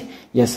సో సెంట్రల్ కంట్రోల్ ఏంటి అంటే, for example if you take article 200 కానీ 201 కానీ చూసుకున్నట్లయితే 201 deals with the governor's assent అన్నమాట. Governor's assent on state bills. Governor's assent, state bills మీద గవర్నర్ సంతకం పెట్టాలి కదా, అది ఆర్టికల్ 200, 201. సో 200, 201 ప్రకారం గవర్నమెంట్ ఒకవేళ కావాలి అనుకుంటే కొన్ని బిల్స్ని ప్రెసిడెంట్స్కి సెండ్ చేయొచ్చు. ఓకేనా? అంటే governor can reserve A bill by the state legislature for the consideration of president అని అంటాం. గవర్నర్ కావాలంటే కొన్ని బిల్స్ని ప్రెసిడెంట్కి రిజర్వ్ చేయొచ్చు. అలా రిజర్వ్ చేసి ప్రెసిడెంట్కి పంపించడం జరుగుతుంది. అప్పుడు ప్రెసిడెంట్ వాటిని యాక్సెప్ట్ చేయొచ్చు, రిజెక్ట్ చేయొచ్చు, రిటర్న్ పంపించేయచ్చు, ఆర్ ఎటువంటి డెసిషన్ కూడా తీసుకోకుండా కూడా ఉండొచ్చు. ఏదైనా సరే ప్రెసిడెంట్ గారు ఫాలో అవ్వగలరు. సో ప్రెసిడెంట్ ఎవరి మాటలు వింటారు? సెంట్రల్ గవర్నమెంట్ మాటలు వినాల్సి ఉంటుంది. అవునా? సో కౌన్సిల్ ఆఫ్ మినిస్టర్స్ చెప్పినట్టు ప్రెసిడెంట్ చేయాలి. అంటే ఇనేవే సెంటర్ ఈ విధంగా స్టేట్ లెజిస్లేషన్ని కంట్రోల్ చేయగలుగుతుంది అని మనం చూస్తాం. సో ఆర్టికల్ 200, 201 అనేది మనం చూస్తాం. అండ్ ఈవెన్ ఆర్టికల్ 304 ప్రకారం కూడా చూసినా ఒకవేళ స్టేట్ కొన్ని సబ్జెక్ట్ మ్యాటర్స్ మీద కొన్ని restrictions like freedom of trade, commerce, inter course కానీ విత్ దట్ స్టేట్ ఏదైనా చెయ్యాలి అనుకున్నా కేవలం ప్రెసిడెంట్ యొక్క ప్రయర్ పర్మిషన్ తీసుకొని మాత్రమే చేయాలి. అంటే ఫస్ట్ ప్రెసిడెంట్ పవర్ తీసుకోవాలి. సార్ ఫర్ ఎగ్జాంపుల్ ఏపీ నుంచి తెలంగాణకు ఒక ప్రోడక్ట్ వెళ్తుంది, ఈ ప్రోడక్ట్ మేము వెళ్ళనివ్వము, ఆర్ తెలంగాణ నుంచి ఏపీకి ఒక ప్రోడక్ట్ వస్తుంది, ఈ ప్రోడక్ట్ మాకు ఆంధ్రాలోకి రానివ్వకుండా ఈ చట్టం తయారు చేస్తాము అంటే ఆ చట్టం ముందుగా ప్రెసిడెంట్కి చెప్పి ప్రెసిడెంట్ పర్మిషన్ తీసుకొని ఆ తర్వాత స్టేట్ లెజిస్లేచర్లో పాస్ చేయాల్సి ఉంటుంది. ప్రెసిడెంట్ యాక్సెప్ట్ చేయకపోతే మరి చేయడానికి ఉండదు. ప్రెసిడెంట్ ఎప్పుడు యాక్సెప్ట్ చేస్తారు? కౌన్సిల్ ఆఫ్ మినిస్టర్స్ యాక్సెప్ట్ చేస్తే ప్రెసిడెంట్ యాక్సెప్ట్ చేస్తారు. సో ఇక్కడ కౌన్సిల్ ఆఫ్ మినిస్టర్ ఎవరుంటారు? That is central government. So ఇది కూడా central government control over state legislation అని మనం చూస్తామన్నమాట, రైట్? అండ్ ఇది మాత్రమే కాదు, ఈవెన్ ఆర్టికల్ 360 కూడా చూస్తాము. Article 360 deals with financial emergency. Clear? Financial emergency అంటే ఫినాన్షియల్ ఎమర్జెన్సీ టైంలో స్టేట్ ఏవైతే ఖర్చులు చేస్తుందో వాటిని సెంట్రల్ గవర్నమెంట్ కంట్రోల్లో అంటే ప్రెసిడెంట్స్ కన్సిడరేషన్ అనేది ఉంచుతామన్నమాట. అంటే ప్రెసిడెంట్ యాక్సెప్ట్ చేయడానికి ఉంచాల్సి ఉంటుంది. ఫినాన్షియల్ బిల్స్ పాస్ అవ్వాలి అంటే ప్రెసిడెంట్స్ కన్సిడరేషన్ అనేది ఇంపార్టెంట్ డ్యూరింగ్ ఫినాన్షియల్ ఎమర్జెన్సీ అనేది మనం చూస్తాం. ఓకేనా? అండ్ ఈవెన్ నెక్స్ట్ ఆర్టికల్ 213 ప్రకారం కూడా దట్ ఈజ్ గవర్నర్ 213 అనేది ordinance power, right? Ordinance power of governor. Ordinance power of governor. Ordinance అనేది ఎప్పుడు తీసుకొస్తారు? స్టేట్ లెజిస్లేచర్ అనేది సెషన్లో లేకపోతే ఆర్డినెన్స్ తీసుకొస్తారు. ఈ ఆర్డినెన్స్ అనేది తీసుకొచ్చేటప్పుడు ఆర్డినెన్స్ అనేది స్టేట్ సబ్జెక్ట్ మ్యాటర్స్లో దేని మీదైనా చట్టం చేయడానికి ఆర్డినెన్స్ అనేది తీసుకొని రావచ్చు. బట్ ఆర్టికల్ 213లో క్లియర్గా ఉంటుంది. కొన్ని ఫర్ ఎగ్జాంపుల్ ఆర్టికల్ 304 ప్రకారం inter state transfer of goods ఒకవేళ రిస్ట్రిక్షన్ చేయాలి అంటే చట్టం చెయ్యాలి. ఆ చట్టం అనేది ప్రెసిడెంట్ పర్మిషన్ తీసుకోవాలి కదా. సో ఇక్కడ చట్టం మాత్రమే ప్రెసిడెంట్ పర్మిషన్ కాదు. ఒకవేళ 213 ప్రకారం గవర్నర్ చేత ఆర్డినెన్స్ తీసుకొచ్చిన ప్రెసిడెంట్ పర్మిషన్ తీసుకొని గవర్నర్ 213 ప్రకారం ఆర్డినెన్స్ అనేది ఇస్తారు. లేదంటే గవర్నర్ ఆర్డినెన్స్ అనేది ఆ రెస్పెక్టివ్ సబ్జెక్ట్ మ్యాటర్ మీద ఆర్డినెన్స్ ఇచ్చే కెపాసిటీ ఉండదు. సో సేమ్ అగైన్ ప్రెసిడెంట్ కంట్రోల్లో ఉంది అంటే సెంట్రల్ గవర్నమెంట్ కంట్రోల్లో ఉన్నట్టే. ఆర్టికల్స్తో సహా స్ట్రెస్ చేసి చెప్తున్నాను, ఎగ్జామ్స్కి మోస్ట్ ఇంపార్టెంట్ అనమాట. ఆర్టికల్ 200, 201 గవర్నర్స్ ఎసెంట్ అనేది చూస్తాము, 304 ప్రెసిడెంట్ ప్రయర్ పర్మిషన్ అనేది చూస్తాము, 360 ఫినాన్షియల్ ఎమర్జెన్సీ చూస్తాం, article 213 ordinance power of the governor అనేది చూస్తామన్నమాట. ఓకేనా. సో ఈ విధంగా చాలా క్లియర్గా చూసుకున్నట్లయితే ఇండియాలో when it come to the part of the legislative aspect చూస్తే యూనియన్ గవర్నమెంట్కే స్టేట్ కన్నా ఎక్కువ పవర్స్ అనేవి ఉన్నాయి అని క్లియర్గా అర్థమవుతుంది. ఓకేనా. So all these deals with the legislative relations. So next క్లాస్లో మనం అడ్మినిస్ట్రేటివ్ రిలేషన్స్ గురించి డిస్కస్ చేద్దాం. ఓకేనా. సో క్లాస్ అనేది మీకు పూర్తిగా అర్థమైందని అనుకుంటున్నాను. ఒకవేళ మీకు క్లాస్ అర్థమైనట్లయితే please do hit the like button hit చేయండి అండ్ సబ్స్క్రైబ్ చేసుకున్నామా ఒకవేళ ఛానల్ ఇంకా సబ్స్క్రైబ్ చేయకపోతే, అండ్ మీ ఫెలో ఆస్పిరెంట్స్కి కూడా షేర్ చేయండి, వాళ్ళకి కూడా హెల్ప్ అవుతుంది. ఓకేనా. We are moving in to the administrative relations part. Administrative legislative relations అనేవి కంప్లీట్ చేసాం. ఏ విధంగా అడ్మినిస్ట్రేటివ్ రిలేషన్స్ ఉంటాయో కూడా చూసినట్లయితే మనకి ఈ టాపిక్ నుంచి ఏ క్వశ్చన్స్ ఫ్రేమ్ అయినా సరే mostly legislative and administrative relations నుంచే ఫార్మ్ అవుతాయి కాబట్టి చాలా క్లియర్గా మనం ఆన్సర్ అనేవి అటెంప్ట్ చేయొచ్చు అనమాట. రైట్. ఎస్. అయితే లెజిస్లేటివ్ రిలేషన్స్లో ఆర్టికల్ 245 నుంచి 255 అని చూసుకున్నాం.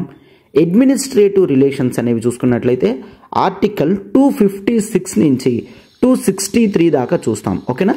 సో ఏమని చూసుకున్నాం, లెజిస్లేటివ్ రిలేషన్స్ అనేవి ఆర్టికల్ 245 నుంచి 255 చూసుకున్నాం. అంటే లెజిస్లేటివ్ రిలేషన్స్ కంప్లీట్ అయిన వెంటనే అడ్మినిస్ట్రేటివ్ రిలేషన్స్ అనేవి between centre and state start అవ్వడం జరిగింది. సో ఆర్టికల్ 256 నుంచి 263 ఇట్లా మీరు కొహిరెంట్ వేలో చదువుకున్నట్లయితే ఆర్టికల్స్ దేనికి సంబంధించింది అనేది మీకు అర్థమవుతుంది అనమాట. రైట్. ఎస్. ఈ మధ్య క్వశ్చన్స్లో డిఫరెంట్ ఆర్టికల్స్ అనేవి మెన్షన్ చేస్తూ ఇది దానికి సంబంధించింది అని మనల్ని కన్ఫ్యూజ్ చేయడానికి చేస్తున్నాడు. ఫర్ ఎగ్జాంపుల్ లెట్స్ టేక్, మీకు ఆర్టికల్ 260 ఏంటో తెలీదు. రైట్. బట్ ఆర్టికల్ 260 అనేది ఒక legislative relation between centre and state అనేది ఇవ్వడం జరిగింది అనుకోండి, then you should be clearly known that ఏంటి 256 నుంచి 263 దాకా అడ్మినిస్ట్రేటివ్ రిలేషన్స్ కాబట్టి 260 ఆర్టికల్ అనేది ఖచ్చితంగా లెజిస్లేటివ్ రిలేషన్ కాదు అని ఎలిమినేట్ చేసే పొజిషన్లో ఉండాలి. ఇట్లా ఇంటెలిజెంట్ గెస్సింగ్ అనేది చేసుకున్నట్లయితే మీకు టాపిక్స్ అనేవి కంప్లీట్ అవుతాయి. ఓకేనా. ఎస్. అండ్ ఆర్టికల్స్ గుర్తుంచుకోవడం అనేది మోస్ట్ ఇంపార్టెంట్. ఆర్టికల్ 256 నుంచి 263 దాకా అడ్మినిస్ట్రేటివ్ రిలేషన్స్ అనేవి చూస్తాం. అండ్ సేమ్ లెజిస్లేటివ్ రిలేషన్స్ కానీ అడ్మినిస్ట్రేటివ్ రిలేషన్స్ కానీ మనం పార్ట్ 11 ఆఫ్ ది ఇండియన్ కాన్స్టిట్యూషన్లో చూస్తాం అన్నమాట. Part 11 of the Indian constitution. అయితే నెక్స్ట్ మనం ఒకసారి చూసుకున్నట్లయితే ఏ విధమైన ఎగ్జిక్యూటివ్ పవర్ అనేది ఉంది అనేది చూద్దాం. సో డిస్ట్రిబ్యూషన్ చూస్తున్నాము, executive power. Clear. Distribution of executive power. అయితే ఈ ఎగ్జిక్యూటివ్ పవర్ అనేది సెంటర్కి ఉంటుంది, స్టేట్కి ఉంటుంది. అయితే ఎగ్జిక్యూటివ్ పవర్ అంటే yes of course you may get doubt, sir executive పవర్లో పొలిటీషియన్స్ వస్తారా, ఐఏఎస్ ఆఫీసర్స్ వస్తారా అంటే ఎస్, ఇద్దరు కూడా వస్తారు. That is the political executives కింద మనకి మినిస్ట్రీస్ వస్తారు. ప్రైమ్ మినిస్టర్ కానివ్వండి, chief minister, central minister, state ministers, ఇట్లా మినిస్టర్స్ అందరూ కూడా ఎగ్జిక్యూటివ్ పవర్లోకి వస్తారు. దాన్ని మనం పొలిటికల్ ఎగ్జిక్యూటివ్ అని అంటాం. నెక్స్ట్ ఎగ్జిక్యూటివ్ అనేది అడ్మినిస్ట్రేటివ్ ఎగ్జిక్యూటివ్ అయినా అవుతుంది. క్లియర్. సో దీంట్లో మనకి Indian administrative services, IPS, central services ఇట్లాంటి పర్సనల్ అంటే ఎగ్జామినేషన్స్ ద్వారా సెలెక్ట్ అయ్యే వ్యక్తులందరూ కూడా అడ్మినిస్ట్రేటివ్కి సంబంధించిన ఎగ్జిక్యూటివ్ పవర్లోకి వస్తారు.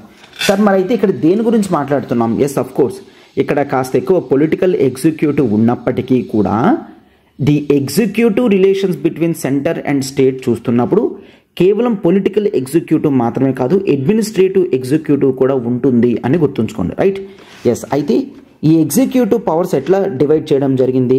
సో చాలా క్లియర్గా కాన్స్టిట్యూషన్ ఆఫ్ ఇండియా సెంటర్కి అండ్ స్టేట్కి ఎగ్జిక్యూటివ్ పవర్స్ అనేవి డివైడ్ చేయడం జరిగింది. అవునా? రైట్. అంటే ఏ విధంగా ఇది లెజిస్లేటివ్ పవర్స్ అనేవి డివైడ్ చేయడం జరిగిందో అదే విధంగా ఎగ్జిక్యూటివ్ పవర్స్ కూడా డివైడ్ చేయడం జరిగింది. అయితే ఎట్లా? లెజిస్లేషన్ ఎవరైతే చేస్తారో మోస్ట్లీ ఎగ్జిక్యూషన్ కూడా వాళ్ళే చేస్తారు. కొన్ని ఎక్సెప్షన్స్ అనేవి ఉన్నాయి, అవి కూడా మనం చాలా డీటెయిల్డ్గా తెలుసుకుందాం. ఓకేనా, రైట్. అయితే ఇన్ జనరల్గా ఈ ఎగ్జిక్యూటివ్ పవర్స్ అందరికన్నా సెంటర్కి, అంటే సెంటర్కి డిఫరెంట్ స్టేట్స్కి కన్నా సెంటర్కి ఎగ్జిక్యూటివ్ పవర్స్లో సుపీరియారిటీ అనేది ఉంటుంది అని గుర్తుంచుకోండి. క్లియర్. సో సెంటర్కి ఎగ్జిక్యూటివ్ పవర్ అనేది ఏ విధంగా, పార్లమెంట్ ఏ చట్టం తయారు చేసినా దాన్ని అమలులోకి తీసుకొచ్చేది మినిస్ట్రీసే కదా. ఆ మినిస్ట్రీస్ యొక్క పవర్ అనేది ఎవ్రీ స్టేట్లో కూడా ఉంటుంది అని గుర్తుంచుకోండి. అంటే పార్లమెంట్ యూనియన్ లిస్ట్లో ఉన్న సబ్జెక్ట్ మ్యాటర్స్ మీద చట్టం అనేది చేస్తుంది, అవునా.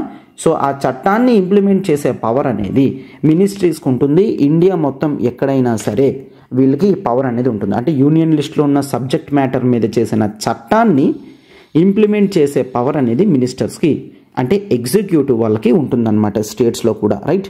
అండ్ ఇది మాత్రమే కాదు, that is to the exercise of rights, authority and jurisdiction అని చూస్తాము. అయితే ఏ ట్రీటీ వల్ల కానీ అగ్రిమెంట్ వల్ల కానీ ఒకవేళ యూనియన్ గవర్నమెంట్కి ఈ పవర్స్ నువ్వు తీసుకో అని వస్తే అప్పుడు కూడా ఎగ్జిక్యూటివ్ పవర్ ఆఫ్ సెంటర్ అనేది స్టేట్స్లో వ్యాపించడం జరుగుతుందన్నమాట, రైట్. అయితే you may get doubt, sir by treaty కానీ అగ్రిమెంట్ కానీ ఏంటది, బై ట్రీటీ కానీ అగ్రిమెంట్ కానీ అని చూసుకుంటే మనం క్లియర్గా లెజిస్లేటివ్ రిలేషన్స్లో చూసుకున్నాం. ఒక 2 or more స్టేట్స్ కనుక ఒకవేళ యూనియన్గా పార్లమెంట్కి రిక్వెస్ట్ చేశాయనుకోండి, పార్లమెంటే దీని మీద చట్టం చేయాలని, అట్లా తయారు చేసిన చట్టం యొక్క ఇంప్లిమెంటేషన్ ఎవరు చేస్తారు, యూనియన్ గవర్నమెంటే చేస్తుందన్నమాట. అంటే ఎందుకు, ఒక అగ్రిమెంట్ ద్వారా 2-3 స్టేట్స్ కలిపి వాళ్ళే సెంట్రల్ గవర్నమెంట్కి ఆ పవర్ అనేది ఇవ్వడం జరిగింది కాబట్టి. ఓకేనా, రైట్. సో అయితే పార్లమెంట్ కానీ పార్లమెంట్ లెజిస్లేచర్ కానీ స్టేట్ లెజిస్లేచర్ కానీ వాళ్ళ రెస్పెక్టివ్ సబ్జెక్ట్ మ్యాటర్స్లో ఇష్యూస్ని వాళ్ళే చట్టాలు చేస్తారు, వాళ్ళే ఎగ్జిక్యూటివ్ యాక్షన్స్ కూడా తీసుకుంటారు. సో ఎగ్జిక్యూటివ్ పవర్స్ అనేవి ఇట్లా డివైడ్ అవ్వడం జరిగింది. సార్ బాగుంది, బట్ మనకి యూనియన్ లిస్ట్తో స్టేట్ లిస్ట్తో పాటు కాంకరెంట్ లిస్ట్ అనేది కూడా ఉంది కదా. మరి ఆ కాంకరెంట్ లిస్ట్లో చట్టాలు పార్లమెంట్ అయినా చేయొచ్చు, స్టేట్ అయినా చేయొచ్చు కదా. మరి వీటిని ఇంప్లిమెంట్ చేయడానికి ఎవరుంటారు, గుర్తుంచుకోండి, కాంకరెంట్ లిస్ట్ మీద తయారు చేసే చట్టాలకి మోస్ట్లీ ఎగ్జిక్యూటివ్ పవర్ అనేది స్టేట్స్కే ఉంటుంది. ఓకేనా, ఎగ్జిక్యూటివ్ పవర్స్ అనేవి స్టేట్స్కే ఉంటాయి. బట్ కొన్ని ఎక్సెప్షన్స్. ఏంటా ఎక్సెప్షన్, ఒకవేళ ఏదైనా కండిషన్లో అక్కడ మెన్షన్ చేశారనుకోండి, దీని యొక్క ఎగ్జిక్యూటివ్ పవర్ అనేది సెంట్రల్ గవర్నమెంట్కే ఉంటుంది అని మెన్షన్ చేసిన, ఆర్ కాన్స్టిట్యూషన్ చాలా క్లియర్గా ఈ రెస్పెక్టివ్ సబ్జెక్ట్ మ్యాటర్స్లో ఎగ్జిక్యూటివ్ పవర్ అనేది యూనియన్ గవర్నమెంట్కే ఉంటుంది అని చెప్పిన, అప్పుడు మాత్రమే సెంటర్కి ఉంటుంది తప్ప ఇన్ జనరల్గా కాంకరెంట్ లిస్ట్ని ఇంప్లిమెంట్ చేసే ఆర్ ఎగ్జిక్యూట్ చేసే పవర్స్ అనేవి the executive powers of states చేతుల్లో ఉంటాయి అని గుర్తుంచుకోండి. Done. So this is about concurrent list. అంటే ఒకవేళ మీకు స్టేట్మెంట్ అనేది ఇచ్చాడు అనుకోండి, ఏ విధంగా, in general the concurrent list matters, in the concurrent list matters the executive action of the ministries lies with the states అని ఇస్తే ఆప్షన్ అనేది ట్రూ. క్లియర్, ఆప్షన్ అనేది ట్రూ ఆప్షన్ కింద మనం తీసుకుంటాం అనమాట. ఇన్ జనరల్గా వాళ్ళకే ఉంటుంది. బట్ అయితే సెంటర్కి కూడా ఇవ్వచ్చు అంటే సెంటర్కి కూడా ఇవ్వచ్చు. అయితే ఇట్లా ఇచ్చినవి ఏవైనా ఉన్నాయా సార్ అంటే ఇన్ జనరల్గా కాంకరెంట్ లిస్ట్ అన్నింటినీ కూడా స్టేట్స్ ఎగ్జిక్యూట్ చేస్తాయి. But for example if you take something that is called essential commodities act. Clear, essential commodities act. So essential commodities act 1955 act అనేది చూసుకుంటే కాంకరెంట్ లిస్ట్ ప్రకారం చూస్తాము. అయితే దీని యొక్క యాక్ట్ అనేది సెంట్రల్ గవర్నమెంట్ తీసుకొచ్చింది, అంటే పార్లమెంట్ తీసుకొచ్చింది. సో దీని ఎగ్జిక్యూటివ్ పవర్ జనరల్గా ఎవరికి ఉండాలి, స్టేట్స్కి ఉండాలి, ఎందుకంటే కాంకరెంట్ మ్యాటర్లో ఇష్యూ కాబట్టి. బట్ క్లియర్గా ముందుగానే డిసైడ్ అవ్వడం జరిగింది ఏంటి, ఎసెన్షియల్ కమోడిటీస్ యాక్ట్ యొక్క ఇంప్లిమెంటేషన్ పవర్ అనేది సెంట్రల్ గవర్నమెంట్కి మాత్రమే ఉంటుంది అని క్లియర్గా మెన్షన్ చేశారు. కాబట్టి as of now essential commodities act implementation అనేది సెంటర్ చేస్తుంది. ఓకేనా, సో ఇది గుర్తుంచుకోవాల్సిన విషయం. This is one of the beautiful examples అనమాట, రైట్. అండ్ ఇది మాత్రమే కాదు, దెర్ ఆర్ సర్టెన్ ఆబ్లిగేషన్స్ అనేవి కూడా మనం చూస్తాం. క్లియర్, ఆబ్లిగేషన్స్ ఉంటాయి, సెంటర్ అండ్ స్టేట్స్కి ఆబ్లిగేషన్స్ అనేవి ఉంటాయి.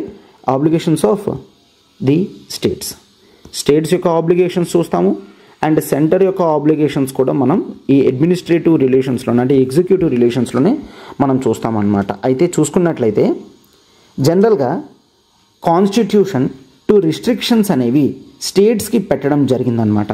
ఆ 2 రిస్ట్రిక్షన్స్ పెట్టి సెంటర్ యొక్క పవర్స్ని స్కోప్ని కాస్త పెంచడం జరిగింది. అండ్ సెంట్రల్ గవర్నమెంట్ యొక్క పవర్స్ అనేవి అన్రిస్ట్రిక్టెడ్ మేనర్లో ఉంచడానికి హెల్ప్ అయ్యాయి అన్నమాట. రైట్. సో అదేంటో ఒక్కసారి మనం క్లియర్గా చూద్దాం. చూడండి ఆబ్లిగేషన్స్ ఏంటి అండ్ ఆ 2 రిస్ట్రిక్షన్స్ కాన్స్టిట్యూషన్ ఏం పెట్టింది అని. ఒకటి ఏంటంటే to ensure the compliance of laws అని చూస్తాము. అంటే పార్లమెంట్ తయారు చేసిన చట్టాలు ఏవైతే ఉన్నాయో వాటిని కంప్లై చేసే విధంగా అంటే వాటిని పాటించే విధంగా స్టేట్స్ యాక్షన్స్ అనేవి తీసుకోవాలి అని చెప్పి చూస్తామన్నమాట. రైట్. సో ఎందుకంటే పార్లమెంట్ తీసుకున్న చట్టం ఇంప్లిమెంటేషన్ అనేది స్టేట్స్లో జరుగుతాయి. ఆ స్టేట్స్ నో యూనియన్ పార్లమెంట్ చెప్పిన చట్టం యొక్క ఇంప్లిమెంటేషన్ మేము ఎందుకు చేస్తాము, మేము చెయ్యము అని చెప్పే ఛాన్స్ లేదు. ఖచ్చితంగా దే నీడ్ టు డూ అనమాట. రైట్. ఎస్, కంప్లైంట్స్ అనేది చూస్తాం. అండ్ గుర్తుంచుకోండి మరొకటి, the not to impede, clear, not to impede the executive power of the centre. Central government యొక్క పవర్ని మధ్యలో నాట్ టు ఇంపీడ్ అంటే కలగజేసుకోవడం అనేది చేసుకోకూడదు. ఇండియా అనేది ఒక యునైటెడ్గా ఉండాలి అంటే కొన్ని పవర్స్ అనేవి సెంట్రల్ గవర్నమెంట్కి ఇవ్వడం జరుగుతుంది. అట్లానే ఇచ్చారు. అలా ఇచ్చిన వాటిల్లోనే మనం ఇక్కడ చూస్తున్నాం నాట్ టు ఇంపీడ్. ఒకటి ఏంటి, కంప్లైంట్స్. ఎస్, పార్లమెంట్ చెప్పింది ఇండియా మొత్తం చేస్తే ఇండియా అంతా ఒక యూనిఫైడ్ ఫీచర్ కింద కనిపిస్తుంది. అలానే పార్లమెంట్ తయారు చేసే చట్టాలను the executive, central executive implement చేసేటప్పుడు స్టేట్స్ ఎవరు కూడా మధ్యలో ఇంపీడ్ అవ్వకూడదు అనమాట. అంటే మధ్యలో వాళ్ళని కలగా చేసుకోకూడదు. ఈ 2 అనేవి మోస్ట్ ఇంపార్టెంట్. అయితే దీన్నే ఎట్లా చూస్తాము అంటే నాట్ టు ఇంపీడ్ మనకి కాన్స్టిట్యూషన్లో చాలా క్లియర్గా మెన్షన్ చేయడం జరిగింది. ఏమని, there is something that is called article 365 of Indian constitution.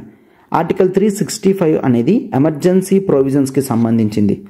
అయితే ఆర్టికల్ 365 ప్రకారం ఎప్పుడైనా స్టేట్స్ కనుక ది ప్రెసిడెంట్ అంటే for example the union government ఇచ్చే, clear, union government or central government ఇచ్చే డైరెక్షన్స్ని ఫాలో అవ్వకపోతే president can take the decision. ఏంటి, ఏ విధంగా, ఈ స్టేట్స్ కాన్స్టిట్యూషన్ ప్రొవిజన్స్కి అనుగుణంగా వెళ్ళట్లేదు కాబట్టి ఈ స్టేట్ గవర్నమెంట్ని కూల్చేసి ప్రెసిడెంట్స్ రూల్ అనేది ఎస్టాబ్లిష్ చేయొచ్చు. అంటే ఆర్టికల్ 365 అనేది ఏం చెప్తుంది, this is about the presidents rule గురించి డిస్కస్ చేయడం జరిగిందనమాట. ఓకేనా. నాట్ టు ఇంపీడ్ అంటే అర్థం ఏంటి అంటే క్లియర్గా చూసుకోండి. నాట్ టు ఇంపీడ్ అని యూజ్ చేసినప్పటికీ కూడా ద రియల్ ఎసెన్స్ ఏంటి అంటే ఆర్టికల్ 365 అనేది ఇంప్లిమెంట్ చేసేస్తారు. యూనియన్ గవర్నమెంట్, సెంట్రల్ గవర్నమెంట్కి కొన్ని పవర్స్ ఉన్నాయి. ఆ పవర్స్ కూడా ఇప్పుడు చెప్తాను. దాన్ని సెంట్రల్ గవర్నమెంట్స్ డైరెక్షన్స్ అని అంటాం, or centre's directions to the states అని చూస్తాం. ఒకవేళ చెప్పిన వాటిలో కనుక స్టేట్స్ ఫాలో అవ్వకపోతే అప్పుడు ప్రెసిడెంట్స్ రూల్ అనేది ఆ రెస్పెక్టివ్ స్టేట్స్లో ఇంప్లిమెంట్ చేసే పవర్ అనేది ఉంటుందన్నమాట ప్రెసిడెంట్కి. క్లియర్. ఎస్. సో ఈ 2 కండిషన్స్ని మనం ఆబ్లిగేషన్స్ కింద చూడడం జరుగుతుంది. ఈ ఆబ్లిగేషన్స్తో యూనియన్ కానీ స్టేట్స్ కానీ వాళ్ళ యొక్క యాక్టివిటీస్ని కంటిన్యూస్గా చేస్తూ ఉండాలి అని మనం చూస్తాం. ఓకేనా. రైట్. అయితే సార్ ఆ సెంటర్ ఏ విధమైన డైరెక్షన్ ఇస్తుంది? ఎస్, ఆ డైరెక్షన్స్ ఏంటో మనం చూద్దాం. That is centres directions. Most important అమ్మ, మోస్ట్ ఇంపార్టెంట్. సో దీని మీద క్వశ్చన్స్ అనేవి పక్కా వచ్చే ఛాన్సెస్ ఉంటుంది. చాలా క్లియర్గా మీరు జాగ్రత్తగా వినండి. మల్టిపుల్ టైమ్స్ రిపీట్ చేస్తాను కావాలంటే. Clear. Centre's directions to the states. So స్టేట్స్కి ఏ డైరెక్షన్స్ అసలు సెంటర్ ఇవ్వగలదో చూడమా. That is to construction and maintenance, both construction, clear, construction అయితే కానివ్వండి ఆర్ ది మెయింటెనెన్స్ అయితే కానివ్వండి. కన్స్ట్రక్షన్ అయినా మెయింటెనెన్స్ అయినా ఎవరివి, the means of communication. Clear. The means of communication. Communication means ఏవైతే ఉంటాయో వాటి యొక్క కన్స్ట్రక్షన్ కానీ మెయింటెనెన్స్ కానీ అంటే అవి దేనికి సంబంధించినవి ఉండాలి, నేషనల్ ఇంపార్టెన్స్ అయినా మిలిటరీ ఇంపార్టెన్స్ అయినా వాటి యొక్క కన్స్ట్రక్షన్ కానీ మెయింటెనెన్స్ కానీ స్టేట్స్ చేతుల్లో ఉండాలి. అది సెంటర్ చెప్తుందన్నమాట. ఎస్, ఇక్కడ ద లైన్స్ ఆఫ్ కమ్యూనికేషన్స్ అనేవి ఉన్నాయి, ఇవి మిలిటరీకి సంబంధించినవి. సో మీరు వీటిని జాగ్రత్తగా భద్రపరచండి అని స్టేట్స్కి చెప్తే ఖచ్చితంగా స్టేట్స్ అనేవి చెయ్యాలన్నమాట. ఒకవేళ చెయ్యకపోతే ఆర్టికల్ 365 అనేది ఇంప్లిమెంట్ చేసే పవర్ అనేది ప్రెసిడెంట్కి ఉంటుందన్నమాట. రైట్. సో ఇది మనం చూస్తాము. అండ్ ఇది మాత్రమే కాకుండా రైల్వేస్ యొక్క ప్రొటెక్షన్ కూడా క్లియర్. రైల్వే లేన్స్ ఇవన్నీ కూడా వీటి యొక్క ప్రొటెక్షన్ అనేది, సార్ వాటికి ఆర్పిఎఫ్ రైల్వే ప్రొటెక్షన్ ఫోర్స్ వాళ్ళు ఉన్నారు కదా, నో. రైల్వే ప్రొటెక్షన్ ఫోర్స్ వాళ్ళు ఉన్నప్పటికీ కూడా రైల్వేస్ అనేవి ప్రతి స్టేట్స్లో ఉంటాయి కాబట్టి అల్టిమేట్ రెస్పాన్సిబిలిటీ అనేది స్టేట్స్ తీసుకోవాలి. అంటే తను ఉన్న స్టేట్స్లో కొంతమంది ఆ స్టేట్ యొక్క రైల్వే స్టేషన్స్ని డ్యామేజ్ చేస్తున్నారనుకోండి, సో అది మళ్ళీ యూనియన్ గవర్నమెంట్కి ప్రాబ్లం వస్తుంది. కాబట్టి ది బేసిక్ ఈ రైల్వేస్ యొక్క ప్రొటెక్షన్ అనేది క్లియర్, రైల్వేస్ యొక్క ప్రొటెక్షన్ అనేది ఎవరికి ఇవ్వడం జరిగింది, స్టేట్స్కి ఇస్తారనమాట. ఒకవేళ రైల్వేస్ ప్రొటెక్షన్కి స్టేట్స్ చెయ్యలేకపోతే ఆర్టికల్ 365 ప్రెసిడెంట్స్ రూల్ ఇంప్లిమెంట్ చేసే పవర్ అనేది ప్రెసిడెంట్కి ఉంటుందన్నమాట. రైట్.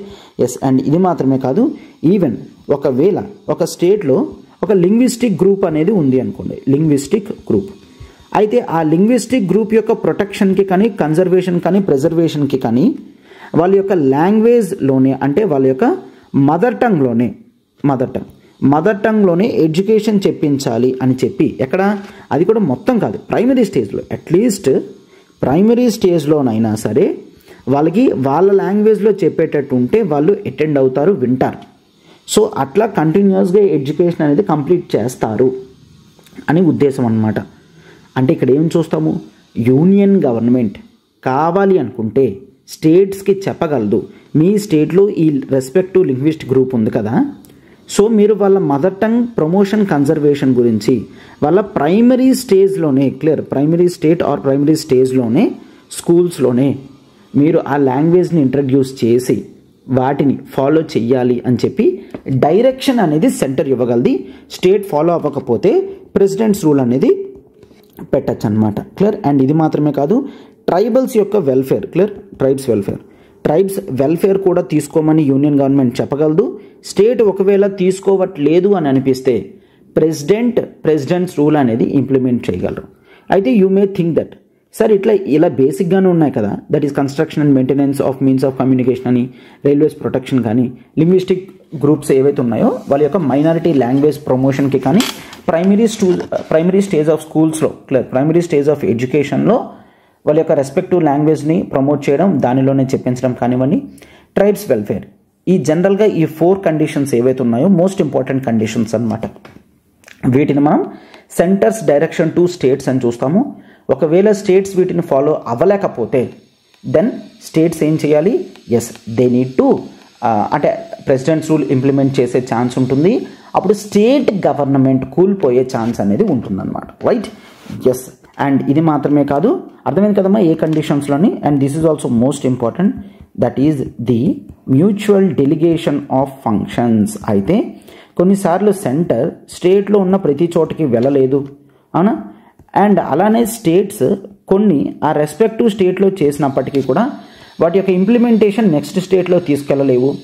సో దీంతో అసలు ఏ విధంగా ఈ ఫంక్షన్స్ని షేర్ చేసుకోవాలనేది క్లియర్గా అర్థం అవ్వట్లేదు.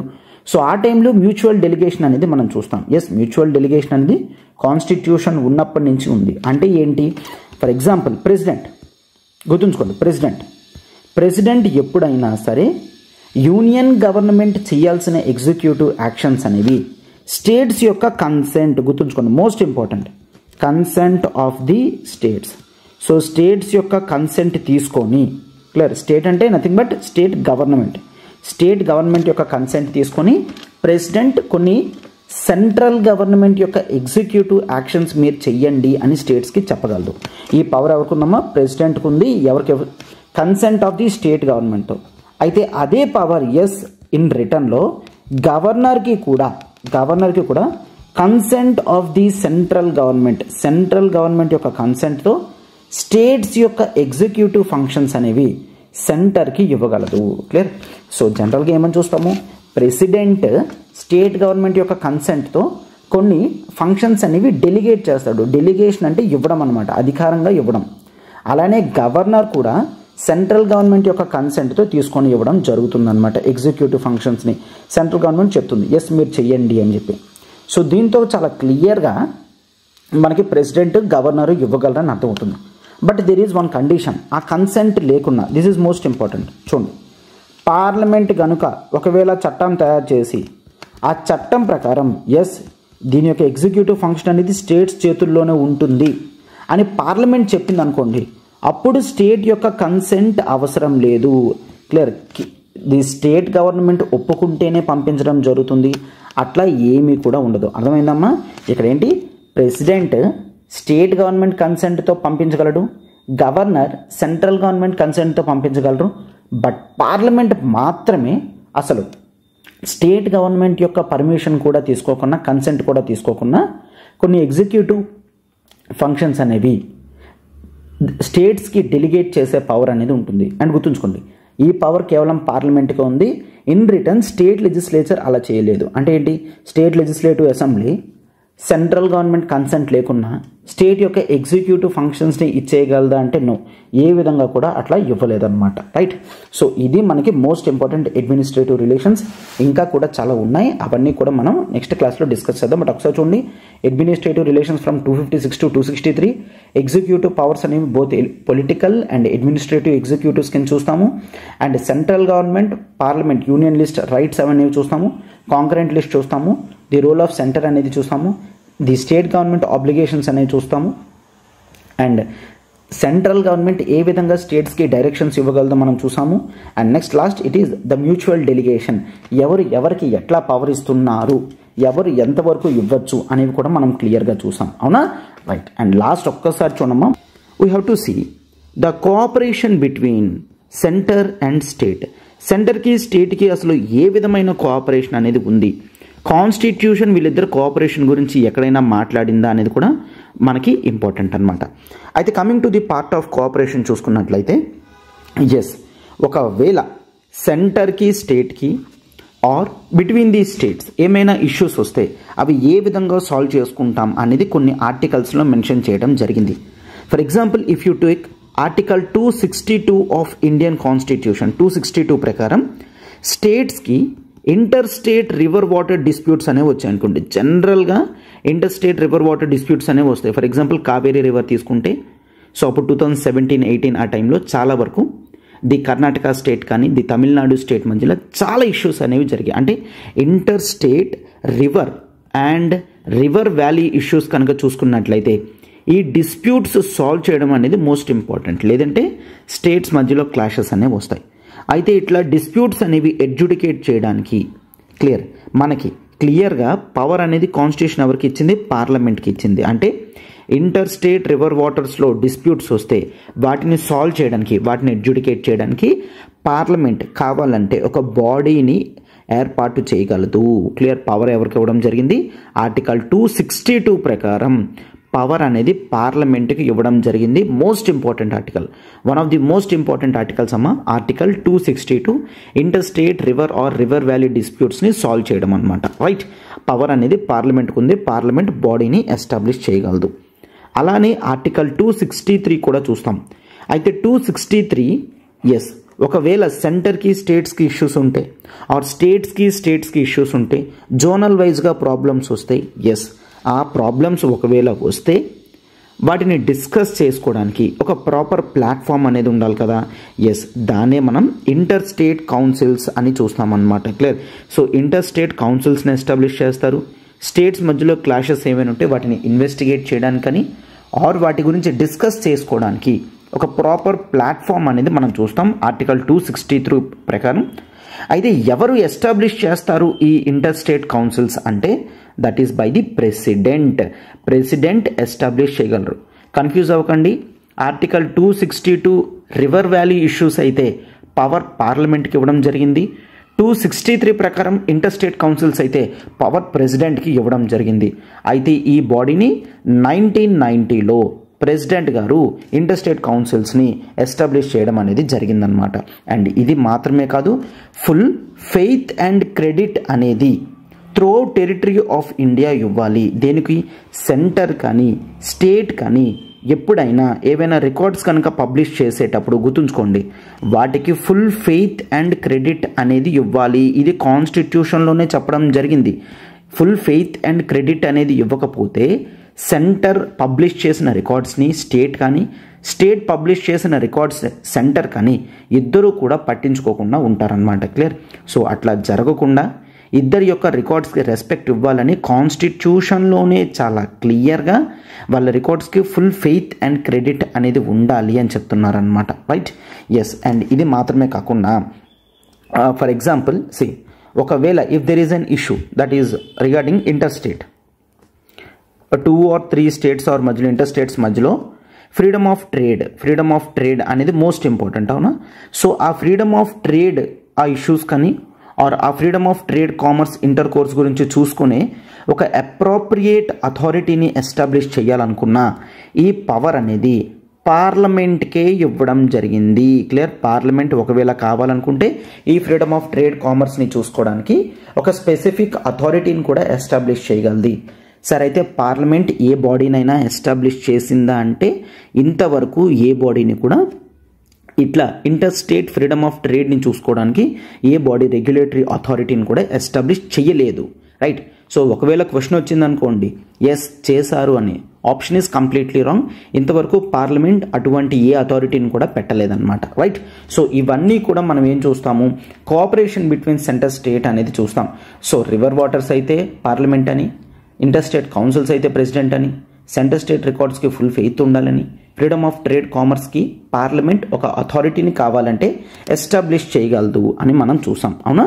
రైట్. అండ్ అట్లానే ఇండియాలో ఇంటర్ స్టేట్స్కి అంటే సెంటర్ స్టేట్ రిలేషన్స్ అనేవి బాగా చాలా బాగుండాలి అంటే కొన్ని బాడీస్ అనేవి మనకు కావాలి, అవునా?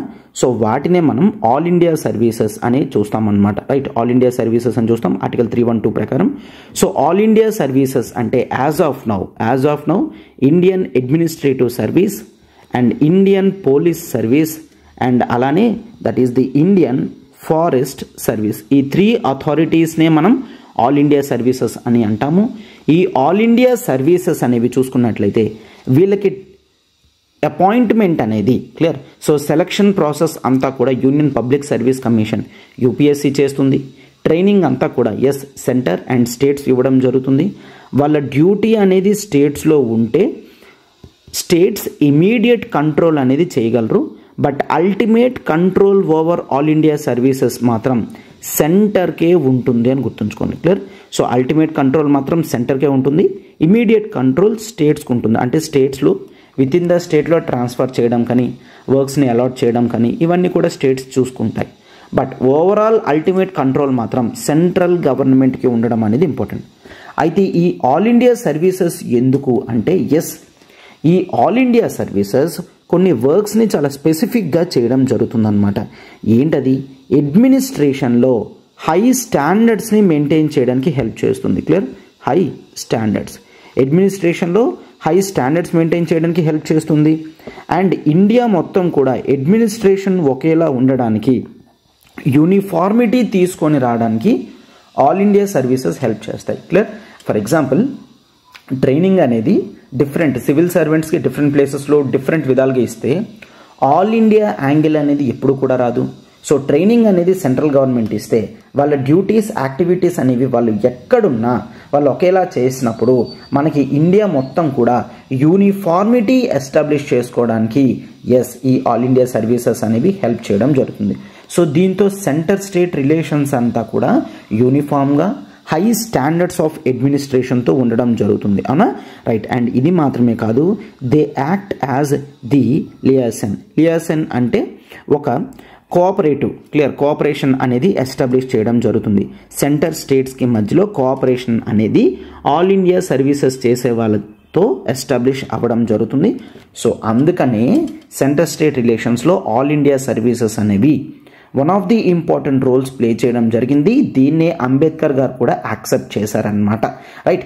ఎస్, అఫ్ కోర్స్ ఇవి అడ్మినిస్ట్రేషన్లో చాలా క్యాలిబర్ ఉన్న వ్యక్తులు. సో వీళ్ళు ఇండియన్ అడ్మినిస్ట్రేషన్ అంతా కూడా బాగా చూడగలరు అని కూడా అంబేద్కర్ గారు కూడా చెప్పడం జరిగిందనమాట. Right?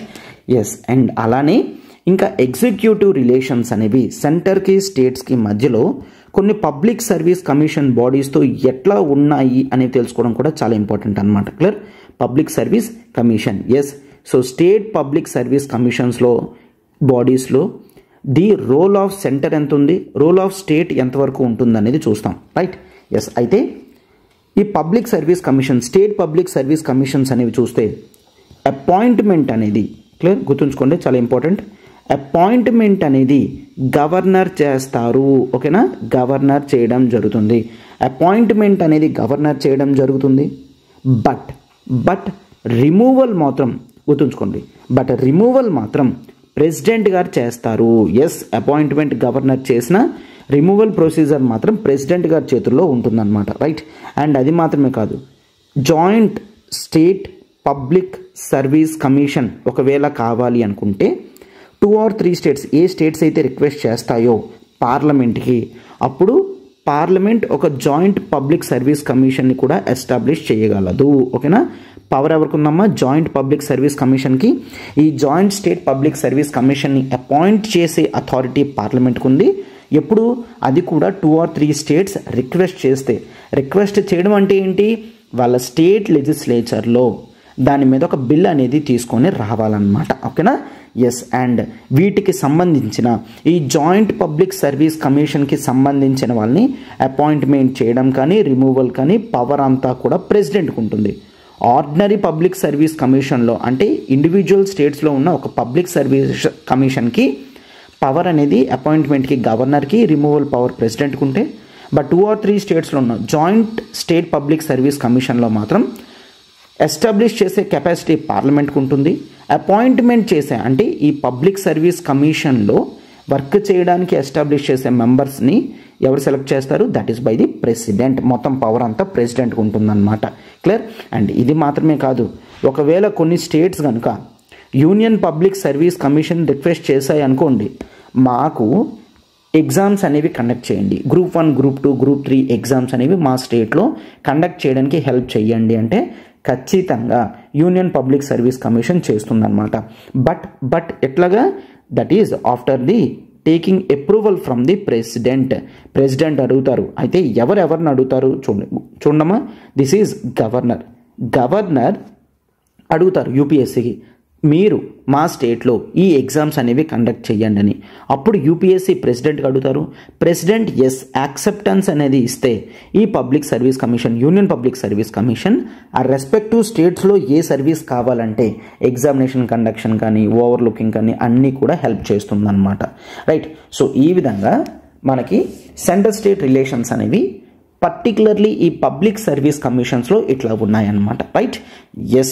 So this is absolutely clear. And next ఒకవేళ చూసుకున్నట్లయితే if you take about the judiciary, ఇండియాలో జుడిషియరీ అనేది ది ఇంటిగ్రేటెడ్ జుడిషియల్ సిస్టమ్ అని చూస్తాం. ఏమని చూస్తాం? Integrated judicial system.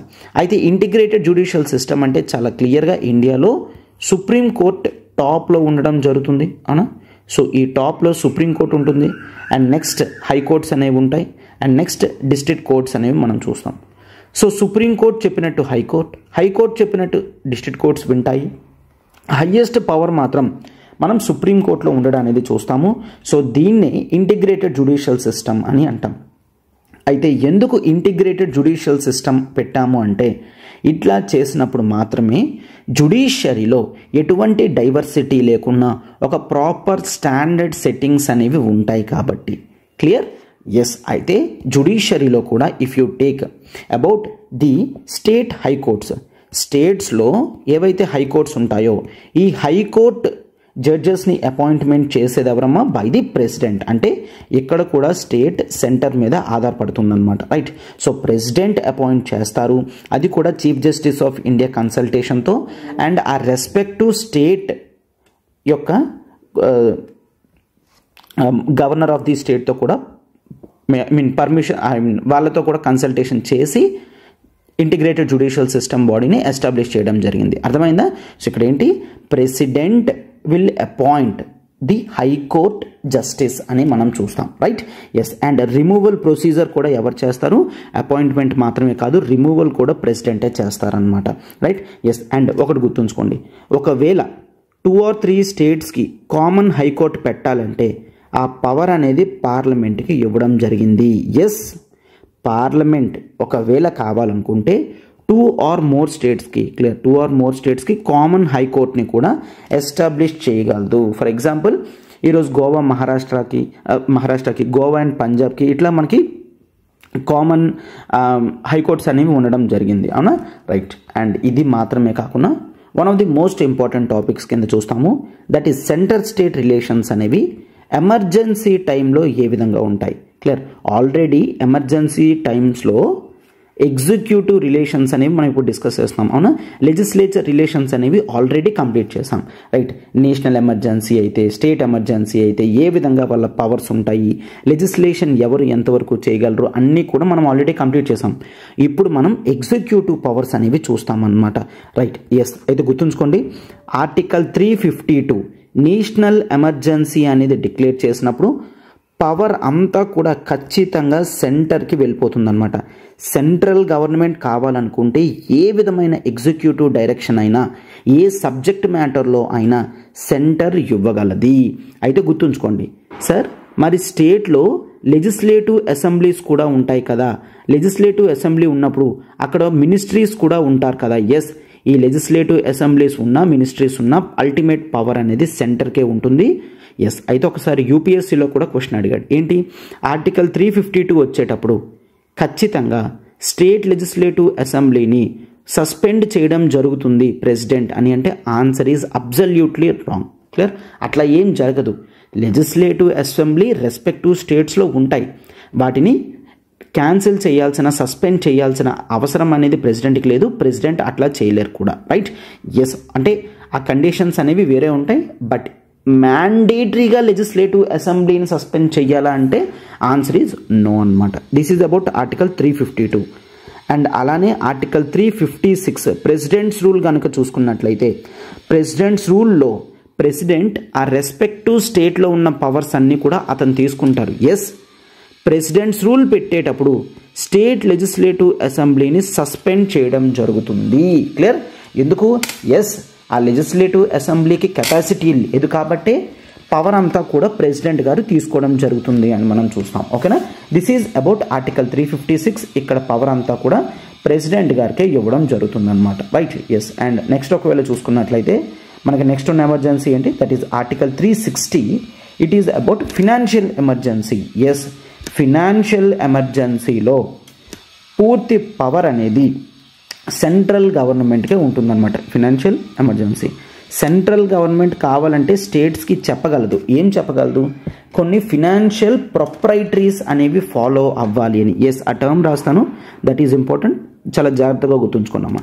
That is financial propriety. Clear? Propriety, financial propriety అంటే ఫినాన్షియల్ మేనేజ్మెంట్కి సంబంధించింది. అంటే ఫినాన్షియల్ స్టేట్మెంట్స్ కానీ రికార్డ్స్ కానీ ఎట్లా మెయింటైన్ చేయాలి, ఫినాన్సెస్ అనేవి ఎంత స్టాండర్డ్ వేలో మెషర్ చేయాలి, ఈ విధమైన డిస్కషన్స్ అన్నీ కూడా ఫినాన్షియల్ ప్రొప్రైటీలో చూస్తాం. క్లియర్?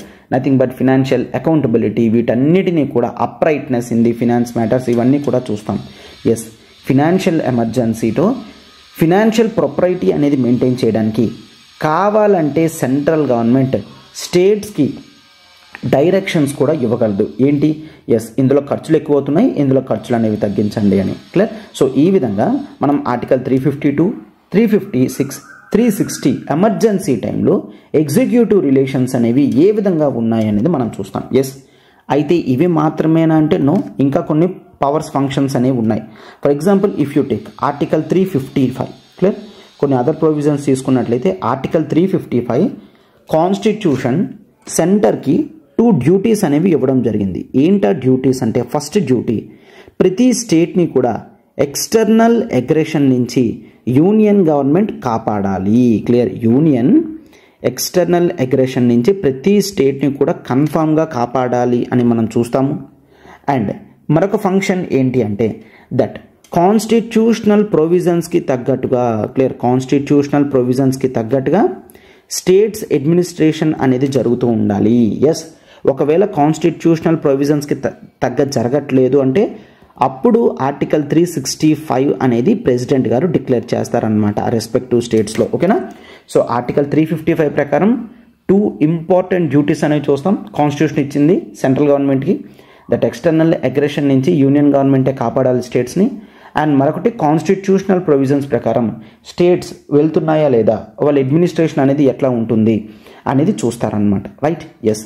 అండ్ ఇది మాత్రమే కాదు, ఇన్ జనరల్గా ఈవెన్ స్టేట్స్లో ఉన్న గవర్నర్స్ని కూడా ప్రెసిడెంటే అపాయింట్ చేయడం జరుగుతుంది.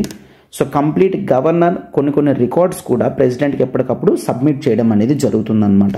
Right. Even public service commissions మాత్రమే కాకుండా స్టేట్ ఎలక్షన్ కమిషన్ బాడీస్ చూసుకున్న అపాయింట్మెంట్ అనేది గవర్నర్ చేసిన, ఇక్కడ కూడా క్లియర్, అపాయింట్మెంట్ అనేది గవర్నర్ చేసినప్పటికీ కూడా రిమూవల్ అనేది మాత్రం ప్రెసిడెంట్ గారు మాత్రమే చేయగలరు. క్లియర్. రిమూవల్ మాత్రం ప్రెసిడెంట్ గారు మాత్రమే చేయగలరు. అయితే ఇంకా కొన్ని ఎక్స్ట్రా కాన్స్టిట్యూషనల్ బాడీస్ కూడా ఉన్నాయి. క్లియర్. కొన్ని ఎక్స్ట్రా కాన్స్టిట్యూషనల్ అంటే కాన్స్టిట్యూషన్లో మెన్షన్ చెయ్యను అన్నమాట.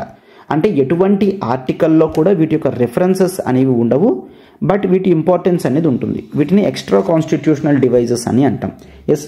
కొన్ని ఎక్స్ట్రా కాన్స్టిట్యూషనల్ డివైజెస్ అనేవి ఉన్నాయి. వీటితో సెంటర్కి స్టేట్స్ యొక్క కోఆపరేషన్ అనేది బలపరచడానికి అన్నమాట. కోఆపరేషన్ అనేది బలపరచడానికి. For example if you take that is about Niti Aayog. So నీతి ఆయోగ్ అనేది కోఆపరేటివ్ ఫెడరలిజం ఎస్టాబ్లిష్ చేస్తుంది అని మనం చూస్తాం. అవునా. అంటే కోఆపరేటివ్ ఫెడరలిజం అంటే నథింగ్ బట్ కోఆపరేషన్ అనేది మనం చూస్తాం కదా స్టేట్స్ మధ్యలో అండ్ స్టేట్కి సెంటర్కి మధ్యలో అన్నమాట. రైట్. ఫెడరలిజం. సో నీతి ఆయోగ్ అనేది ఒక ఎక్స్ట్రా కాన్స్టిట్యూషనల్ బాడీ అని చూస్తాం. అలానే నేషనల్ ఇంటిగ్రేషన్ కౌన్సిల్ అనేది ఉంది. Central council of health and family welfare అనేది ఉంది. Central council of local government అనేది ఉంది. జోనల్ కౌన్సిల్స్ ఉన్నాయి. నార్త్ ఈస్ట్ కౌన్సిల్స్ అనేవి ఉన్నాయి. క్లియర్. ఇట్లా డిఫరెంట్ బాడీస్ అన్నీ కూడా ఎక్స్ట్రా కాన్స్టిట్యూషనల్ డివైజెస్లో చూస్తాము. అయితే వీటి యొక్క మెయిన్ పర్పస్ ఏంటి అంటే సెంటర్కి స్టేట్స్కి ఆర్ అమాంగ్ ది స్టేట్స్కి కోఆపరేషన్ అనేది పెంచడం అన్నమాట. క్లియర్. ఎస్. అట్లానే ఇంక ఇవి మాత్రమే కాకుండా కొన్ని ఇంపార్టెంట్ కాన్ఫరెన్సెస్ కూడా ఎప్పటికప్పుడు నిర్వహించడం అనేది జరుగుతుందన్నమాట. ఫర్ ఎగ్జాంపుల్ గవర్నర్స్ కాన్ఫరెన్స్ అనేది ఉంటుంది. క్లియర్. అంటే స్టేట్స్లో ఉన్న గవర్నర్స్ అందరూ కూడా ఒక దగ్గరకు వచ్చి ప్రిసైడ్ అనేది చేస్తూ ఉంటారు. అయితే ఈ గవర్నర్స్ కాన్ఫరెన్స్లో ఎవరు ప్రిసైడ్ చేస్తారు? That is by the president. President గారు లీడర్ ఆర్ హెడ్ కింద ఉండడం జరుగుతుంది. అలానే చీఫ్ మినిస్టర్స్ కాన్ఫరెన్స్ ఉంటుంది, ప్రైమ్ మినిస్టర్ లీడ్ చేస్తారు. అలానే చీఫ్ సెక్రటరీస్ కాన్ఫరెన్స్ ఉంటుంది, దాన్ని క్యాబినెట్ సెక్రటరీ హోల్డ్ చేస్తారు. And inspector general of polices ప్రతి స్టేట్ నుంచి మీటింగ్ అనేది ఉంటుంది. Right. And conference of vice chancellors కానీ, హోమ్ మినిస్టర్స్ కాన్ఫరెన్స్ కానీ, ది లా మినిస్టర్స్ కాన్ఫరెన్స్ కానీ, ఇట్లాంటివన్నీ కూడా సెంటర్ స్టేట్ రిలేషన్స్ యొక్క ఎగ్జిక్యూటివ్ రిలేషన్స్ అన్నీ కూడా స్మూత్గా జరగాలి. చిన్న ఇష్యూస్ ఏమున్నా సరే అవన్నీ కూడా క్లోజ్ అవ్వాలి అన్న ఉద్దేశంతో వాటిని చేయడం జరుగుతుందన్నమాట. రైట్. ఎస్. సో ఇట్లా మనం చాలా క్లియర్గా కంప్లీట్ చేయడం అనేది జరుగుతుంది. రైట్. సో దీంతో both legislative and executive relations, centre state రిలేషన్స్లో మోస్ట్ ఇంపార్టెంట్ టాపిక్స్ అనేవి మనం కంప్లీట్ చేయడం జరుగుతుంది అనమాట. రైట్. ఎస్. అయితే నెక్స్ట్ క్లాస్లో మనం ఫినాన్షియల్ రిలేషన్స్ అనేవి స్టార్ట్ చేద్దాం. సో ఫార్ సెంటర్ స్టేట్ రిలేషన్స్లో మనం ది లెజిస్లేటివ్ రిలేషన్స్ అనేవి కంప్లీట్ చేసుకున్నాం చాలా డీటెయిల్డ్గా. అండ్ లెజిస్లేటివ్ రిలేషన్స్ తర్వాత the administrative or the executive relations అనేవి ఏ విధంగా ఉన్నాయి సెంటర్కి స్టేట్కి, అండ్ కాన్స్టిట్యూషనల్ ఆర్టికల్స్ ఏం చెప్తున్నాయి అన్నీ కూడా డీటెయిల్గా చూసుకున్నాం. అయితే one thing, legislative administrative relations తర్వాత సెంటర్ స్టేట్ రిలేషన్స్లో most important that is financial relations. Financial relations అనేవి ఎట్లా ఉన్నాయో అనేది కూడా మనం చూడాలి. అయితే లెజిస్లేటివ్ రిలేషన్స్ కానీ అడ్మినిస్ట్రేటివ్ రిలేషన్స్ కానీ we have covered under the part 11 అని చూస్తాం. అవునా. పార్ట్ 11లో లెజిస్లేటివ్ అండ్ అడ్మినిస్ట్రేటివ్ రిలేషన్స్ ఉంటే ఫినాన్షియల్ రిలేషన్స్ మాత్రం పార్ట్ 12లో ఉండడం జరిగింది. ఓకేనా. ఇక్కడ డిఫరెన్స్ ఉంది అని గుర్తుంచుకోండి. పార్ట్ 11 అండ్ ఇక్కడ పార్ట్ 12 అంటే కన్ఫ్యూషన్లో part 11 legislative administrative financial relations అన్నీ కూడా పార్ట్ 11లో ఉన్నాయి అన్న క్వశ్చన్స్ ఫ్రేమ్ చేసే ఛాన్స్ ఉంది. బట్ అట్లా కాదు, ఫినాన్షియల్ రిలేషన్స్ అనేవి మనకి పార్ట్ 12లో ఉండడం జరిగింది. అండ్ లెజిస్లేటివ్ రిలేషన్స్కి వచ్చేసరికి మనం ఆర్టికల్ 245 నుంచి 255 మనం చూడడం జరిగింది, అవునా? రైట్. అట్లానే అడ్మినిస్ట్రేటివ్ రిలేషన్స్కి వచ్చేసరికి కూడా మనం వాటి కంటిన్యూషన్ అనేది చూసాం. ఏమని 256 నుంచి 263 వరకు చూస్తాము, రైట్. అండ్ ఫినాన్షియల్ రిలేషన్స్ అనేవి కంటిన్యూస్గా ఉండవు, కాస్త బ్రేక్ రావడం జరిగింది. లైక్ 264, 5, 266, 267 అనేవి వేరే ఆర్టికల్స్కి సంబంధించింది. ఫినాన్షియల్ రిలేషన్స్ అనేవి మనకి ఆర్టికల్ 268 నుంచి 293 వరకు ఫినాన్షియల్ రిలేషన్స్ చూస్తాం సెంటర్ స్టేట్కి, రైట్. ఎస్. అయితే 293 తర్వాత కూడా కొన్ని ఆర్టికల్స్ అనేవి ఫినాన్స్కి సంబంధించిందే, అవి కూడా మనం తర్వాత చూస్తాం. బట్ ఇక్కడ వరకు ఫినాన్షియల్ రిలేషన్స్ అనేవి సెంటర్కి స్టేట్కి ఏ విధంగా ఉన్నాయి అనేది మనం చూస్తామన్నమాట. Done, right. అయితే లెజిస్లేటివ్ అడ్మినిస్ట్రేటివ్ రిలేషన్స్ తర్వాత ఇప్పుడు ఈ క్లాస్లో మనం చాలా డీటెయిల్డ్గా ఆర్టికల్ 268 నుంచి 293 వరకు మధ్యలో ఉన్న ఫినాన్షియల్ రిలేషన్స్ ఏ విధంగా ఉన్నాయి, పార్ట్ 12లో ఎక్కడ ఉన్నాయి అనేది టోటల్గా చూద్దాం, రైట్. ఫినాన్షియల్ రిలేషన్స్ అనేవి చూసుకున్నట్లయితే మోస్ట్లీ ఎస్ ఫినాన్స్ మ్యాటర్స్కి వచ్చేసరికి మనం ట్యాక్స్ రిలేటెడ్ ఆస్పెక్ట్స్ అనేవి చూస్తాం, రైట్. అయితే ఈ కొన్ని ట్యాక్స్ రిలేటెడ్ ఆస్పెక్ట్స్ అనేవి UPSC or state public service commission remaining exam ఆస్పిరెంట్స్కి అంత అవసరం ఏమి ఉండదు. కావాల్సినంత వరకు కూడా నేను అంత డీటెయిల్డ్గా చెప్తాను. అండ్ మనకి ఎవరైతే purely income tax related exams అట్లా రాస్తుంటారో వాటికి ఆర్టికల్స్ అనేవి కాస్త యూస్ఫుల్ అవుతాయి. And mostly to the chartered accountants వాళ్ళకి హెల్ప్ అవుతాయి అనమాట. మనం బేసిక్గా ఎంతవరకు యూపీఎస్సీ స్టాండర్డ్స్ వరకు కావాలో మనం వాటిని నేర్చుకుంటాం, రైట్. ఎస్. అయితే ఈ సెంటర్ స్టేట్ రిలేషన్స్లో ఎక్కువ ట్యాక్స్ ఆస్పెక్ట్స్ అనేవి చూసుకున్నాం కదా, రైట్. అయితే అందులో that is the allocation of taxing powers. మొత్తం అంతా ట్యాక్సెస్ గురించి చూస్తాం కదా. అయితే ట్యాక్సెస్ వేసే పవర్స్ ఏ సబ్జెక్ట్స్కి ఎవరికి ఎంతవరకు ఉన్నది అనేది తెలుసుకోవాలన్నమాట. ట్యాక్సింగ్ పవర్స్ ఎవరికి ఉన్నాయి అని. సో అందులో చూసుకున్నట్లయితే first if you take the union list, clear, the union list. So union లిస్ట్లో మనకి అట్లీస్ట్ 13 సబ్జెక్ట్స్లో ట్యాక్సింగ్ పవర్స్ అనేవి ఉంటాయి. ఆ ట్యాక్సింగ్ పవర్స్ అనేవి కేవలం పార్లమెంట్కి మాత్రమే అధికారం ఉంటుంది. That is very clear, right. ఏ విధంగా లెజిస్లేటివ్ ఆస్పెక్ట్స్లో పార్లమెంట్కి మాత్రమే అధికారం ఉంటుందో అలానే యూనియన్ లిస్ట్లో ఉన్న ట్యాక్సింగ్ పవర్స్ కూడా పార్లమెంట్కే ఉండడం జరిగింది. అండ్ అలానే if you take state list, 3 list కదా, యూనియన్ లిస్ట్, స్టేట్ లిస్ట్ అని చూస్తాం, కాంకరెంట్ లిస్ట్. సో స్టేట్ లిస్ట్లో కూడా దాదాపుగా 18 సబ్జెక్ట్స్ మీద ట్యాక్సింగ్ పవర్స్ ఉన్నాయి. ఆ ట్యాక్సింగ్ పవర్స్ అనేవి కేవలం ఎక్స్క్లూజివ్గా స్టేట్ లెజిస్లేచర్ మాత్రమే చేసే కెపాసిటీస్ అనేవి ఉన్నాయి, ఓకేనా, రైట్. అయితే union list clear, state list clear. Next that is the concurrent list. Yes, this is important, కాస్త కన్ఫ్యూజన్గా ఉంటుంది చూడండి. అయితే కాంకరెంట్ లిస్ట్లో ఎక్కడా కూడా ఏ సబ్జెక్ట్ మీద కూడా ట్యాక్స్ వేసే పవర్స్ లాంటివి ఎక్కడా కూడా లేవు. సో అంటే దీంతో కాంకరెంట్ లిస్ట్లో ట్యాక్స్ ఎంట్రీస్ ఉన్న సబ్జెక్ట్స్ ఏమీ లేకపోవడం వలన ట్యాక్సింగ్ పవర్స్ అనేవి సెంటర్కి కానీ స్టేట్కి కానీ లేదు. అయితే but something happened in 101 constitutional అమెండ్మెంట్లో మనకి 101 కాన్స్టిట్యూషనల్ అమెండ్మెంట్ ప్రకారం GST, the goods and services tax అనేది తీసుకొని రావడం జరిగింది. ఈ జిఎస్టీ అనేది కాంకరెంట్ లిస్ట్లో పెట్టడం జరిగింది. సో 101 కాన్స్టిట్యూషనల్ అమెండ్మెంట్ ప్రకారం 2016 నుంచి జిఎస్టీ లెవీ చేసే పవర్ అనేది బోత్ సెంటర్కి స్టేట్కి ఇవ్వడం జరిగింది, ఓకేనా.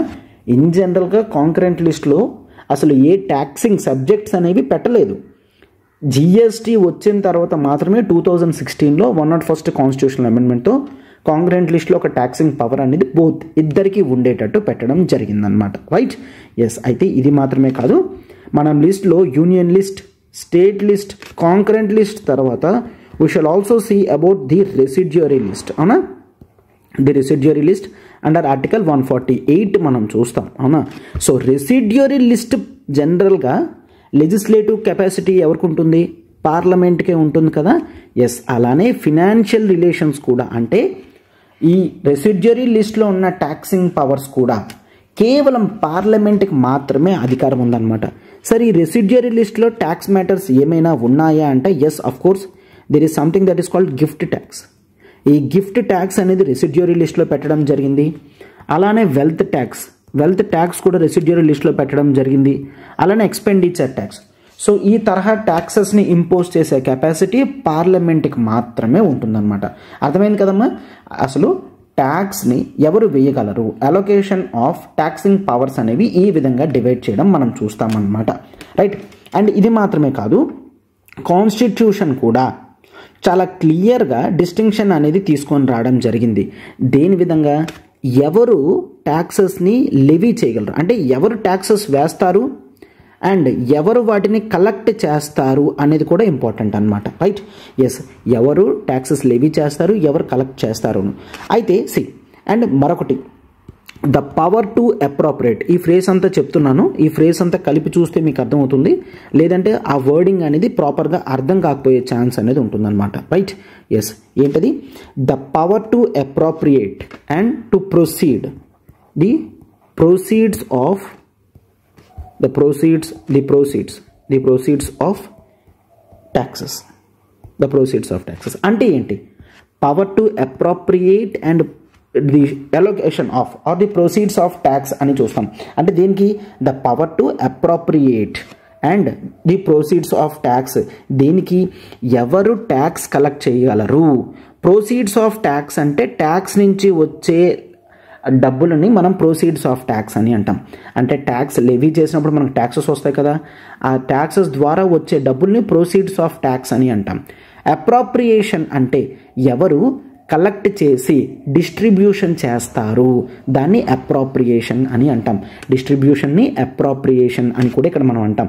So the power to appropriate the proceeds of taxes అంటే ట్యాక్సెస్ని కలెక్ట్ చేసి అసలు ఎవరు సర్దుతారు అనేది కూడా కాన్స్టిట్యూషన్ కొన్ని ఆస్పెక్ట్స్లో క్లియర్గా చెప్పడం జరిగిందనమాట, రైట్. దాని గురించి ఇక్కడ చెప్తున్నాను, దాని మీనింగ్ అది.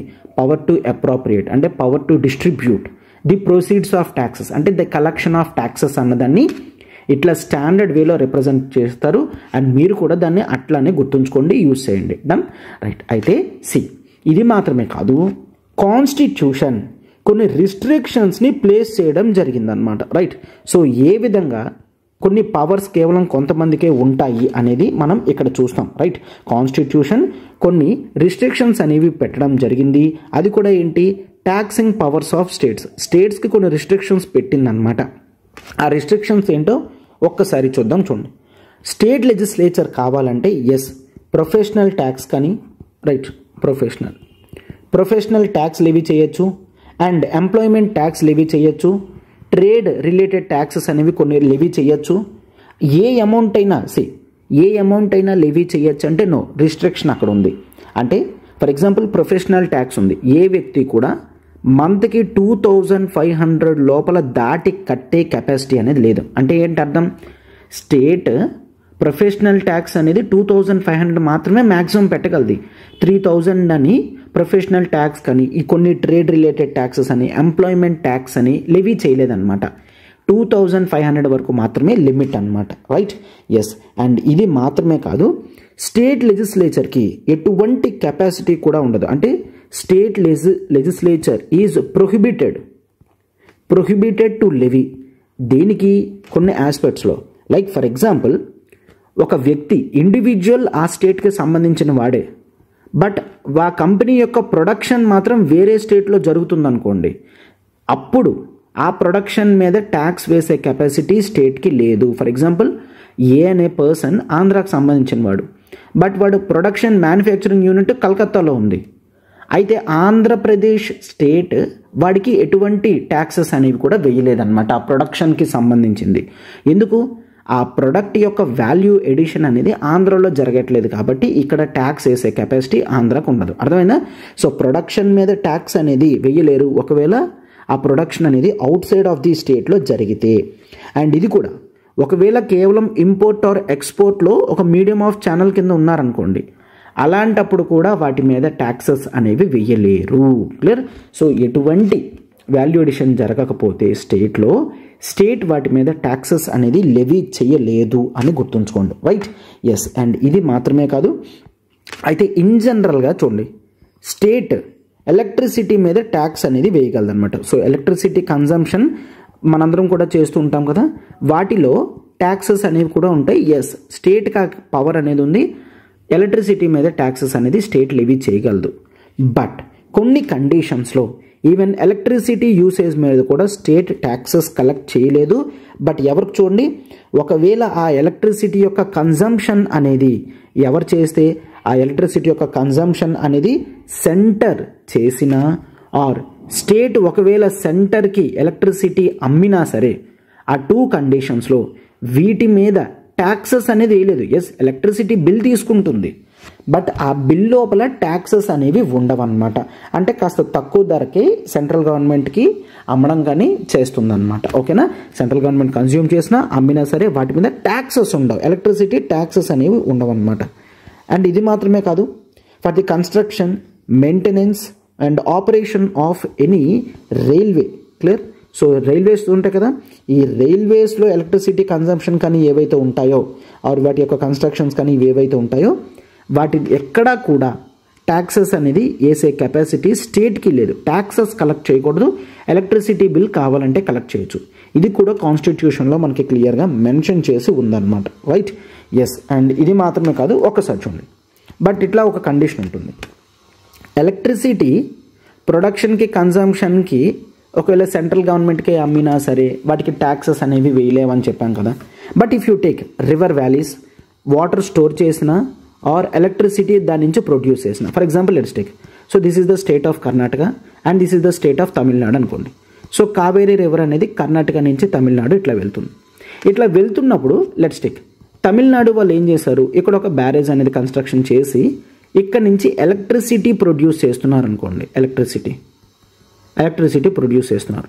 అయితే ఈ ఎలక్ట్రిసిటీ ప్రొడ్యూస్ చేస్తున్నప్పుడు దీని మీద ట్యాక్సెస్ అనేది లెవీ చేసి, అంటే ఈ ఎలక్ట్రిసిటీ కూడా ఎవరు, తమిళనాడు కాదు, కర్ణాటక కాదు, ఈ ఎలక్ట్రిసిటీ అంటే ఈ బ్యారేజ్ కన్స్ట్రక్షన్ చేసి ఎలక్ట్రిసిటీ ప్రొడక్షన్ అంతా కూడా ఒక కార్పొరేషన్ ఎస్టాబ్లిష్ చేశారు. XYZ అనే కార్పొరేషన్ పార్లమెంట్ ఎస్టాబ్లిష్ చేసింది. ఎందుకు, నేను ఆల్రెడీ చెప్పాను, అడ్మినిస్ట్రేటివ్ రిలేషన్స్లో ఆర్టికల్ 262 ప్రకారం మనం ఏమని చూసాం, ఇంటర్ స్టేట్ రివర్ వ్యాలీస్ ఏవైతే ఉంటాయో, ఆర్టికల్ 262 అవునా, ఇంటర్ స్టేట్ రివర్ వ్యాలీస్ ఏవైతే ఉంటాయో వాటి అడ్మినిస్ట్రేషన్ బాధ్యతలో పార్లమెంట్కి ఉంటుంది. అంటే వాళ్ళకి ఏమైనా క్లాషెస్ వస్తే వాటిని సాల్వ్ చేయడానికి పార్లమెంట్ ఒక బాడీని కూడా ఎస్టాబ్లిష్ చేస్తుందని చెప్పాం, అవునా. అట్లా పార్లమెంట్ ఒక బాడీని తీసుకొని వచ్చింది, XYZ కార్పొరేషన్. దాని పని ఏంటి, ఇక్కడ బ్యారేజ్ కన్స్ట్రక్షన్ చేసి ఇక్కడ ఎలక్ట్రిసిటీ ప్రొడ్యూస్ చేస్తుంది. ఆ ఎలక్ట్రిసిటీ కర్ణాటకకు అమ్ముతుందో, తమిళనాడుకు అమ్ముతుందో, గవర్నమెంట్కి అమ్ముతుందో, ఎట్లాగో ఒకలాగా అమ్మింది అనుకోండి, వాటి మీద ట్యాక్సెస్ అనేది బోత్ కర్ణాటక అండ్ తమిళనాడు ఇద్దరూ కావాలి అంటే ఈ ఎలక్ట్రిసిటీ మీద ట్యాక్స్ అనేది లెవీ చెయ్యగలరు. ఓకేనా, అర్థమవుతుందా. ఇప్పుడు ఇంటర్ స్టేట్ రివర్ వ్యాలీస్ ఉంటే అందులో ఎలక్ట్రిసిటీ ప్రొడ్యూస్ చేసినా, వాటర్ని స్టోర్ చేసినా సరే, ఆ వాటి యొక్క మెయింటెనెన్స్ అనేది ఒక సెపరేట్ బాడీ చేస్తుంది అనుకోండి. ఆ బాడీ ఎలక్ట్రిసిటీ తయారు చేస్తే వాటి మీద ట్యాక్స్ లెవీయింగ్ అథారిటీ అనేది ఆ రెస్పెక్టివ్ స్టేట్స్కి ఉంటుంది అని గుర్తుంచుకోండి. బట్ ఈ పవర్ అనేది స్టేట్ ఎప్పుడు తెచ్చుకోగలది, after taking permission from the president of India. ఇది మోస్ట్ ఇంపార్టెంట్ అనమాట. ఎస్, నువ్వు ఆ ఎలక్ట్రిసిటీ కార్పొరేషన్ కంపెనీ మీద ట్యాక్స్ ఇంపోజ్ అనేది చెయ్యు, పర్వాలేదు. బట్ అట్లా చేసి దాని యొక్క ఇంప్లిమెంటేషన్ జరగాలి అంటే ప్రెసిడెంట్స్ యొక్క కన్సిడరేషన్ అనేది తీసుకోవాలి, అంటే ప్రెసిడెంట్ యొక్క సంతకం అనేది తీసుకోవాలి. ప్రెసిడెంట్ యాక్సెప్ట్ చేసిన తర్వాత మాత్రమే స్టేట్ ఈ రెస్పెక్టివ్ కార్పొరేషన్ మీద ఎలక్ట్రిసిటీ అమ్ముతున్నందుకు, ప్రొడ్యూస్ చేస్తున్నందుకు ట్యాక్సెస్ అనేది లెవీ చేయగలదన్నమాట. అర్థమైందా.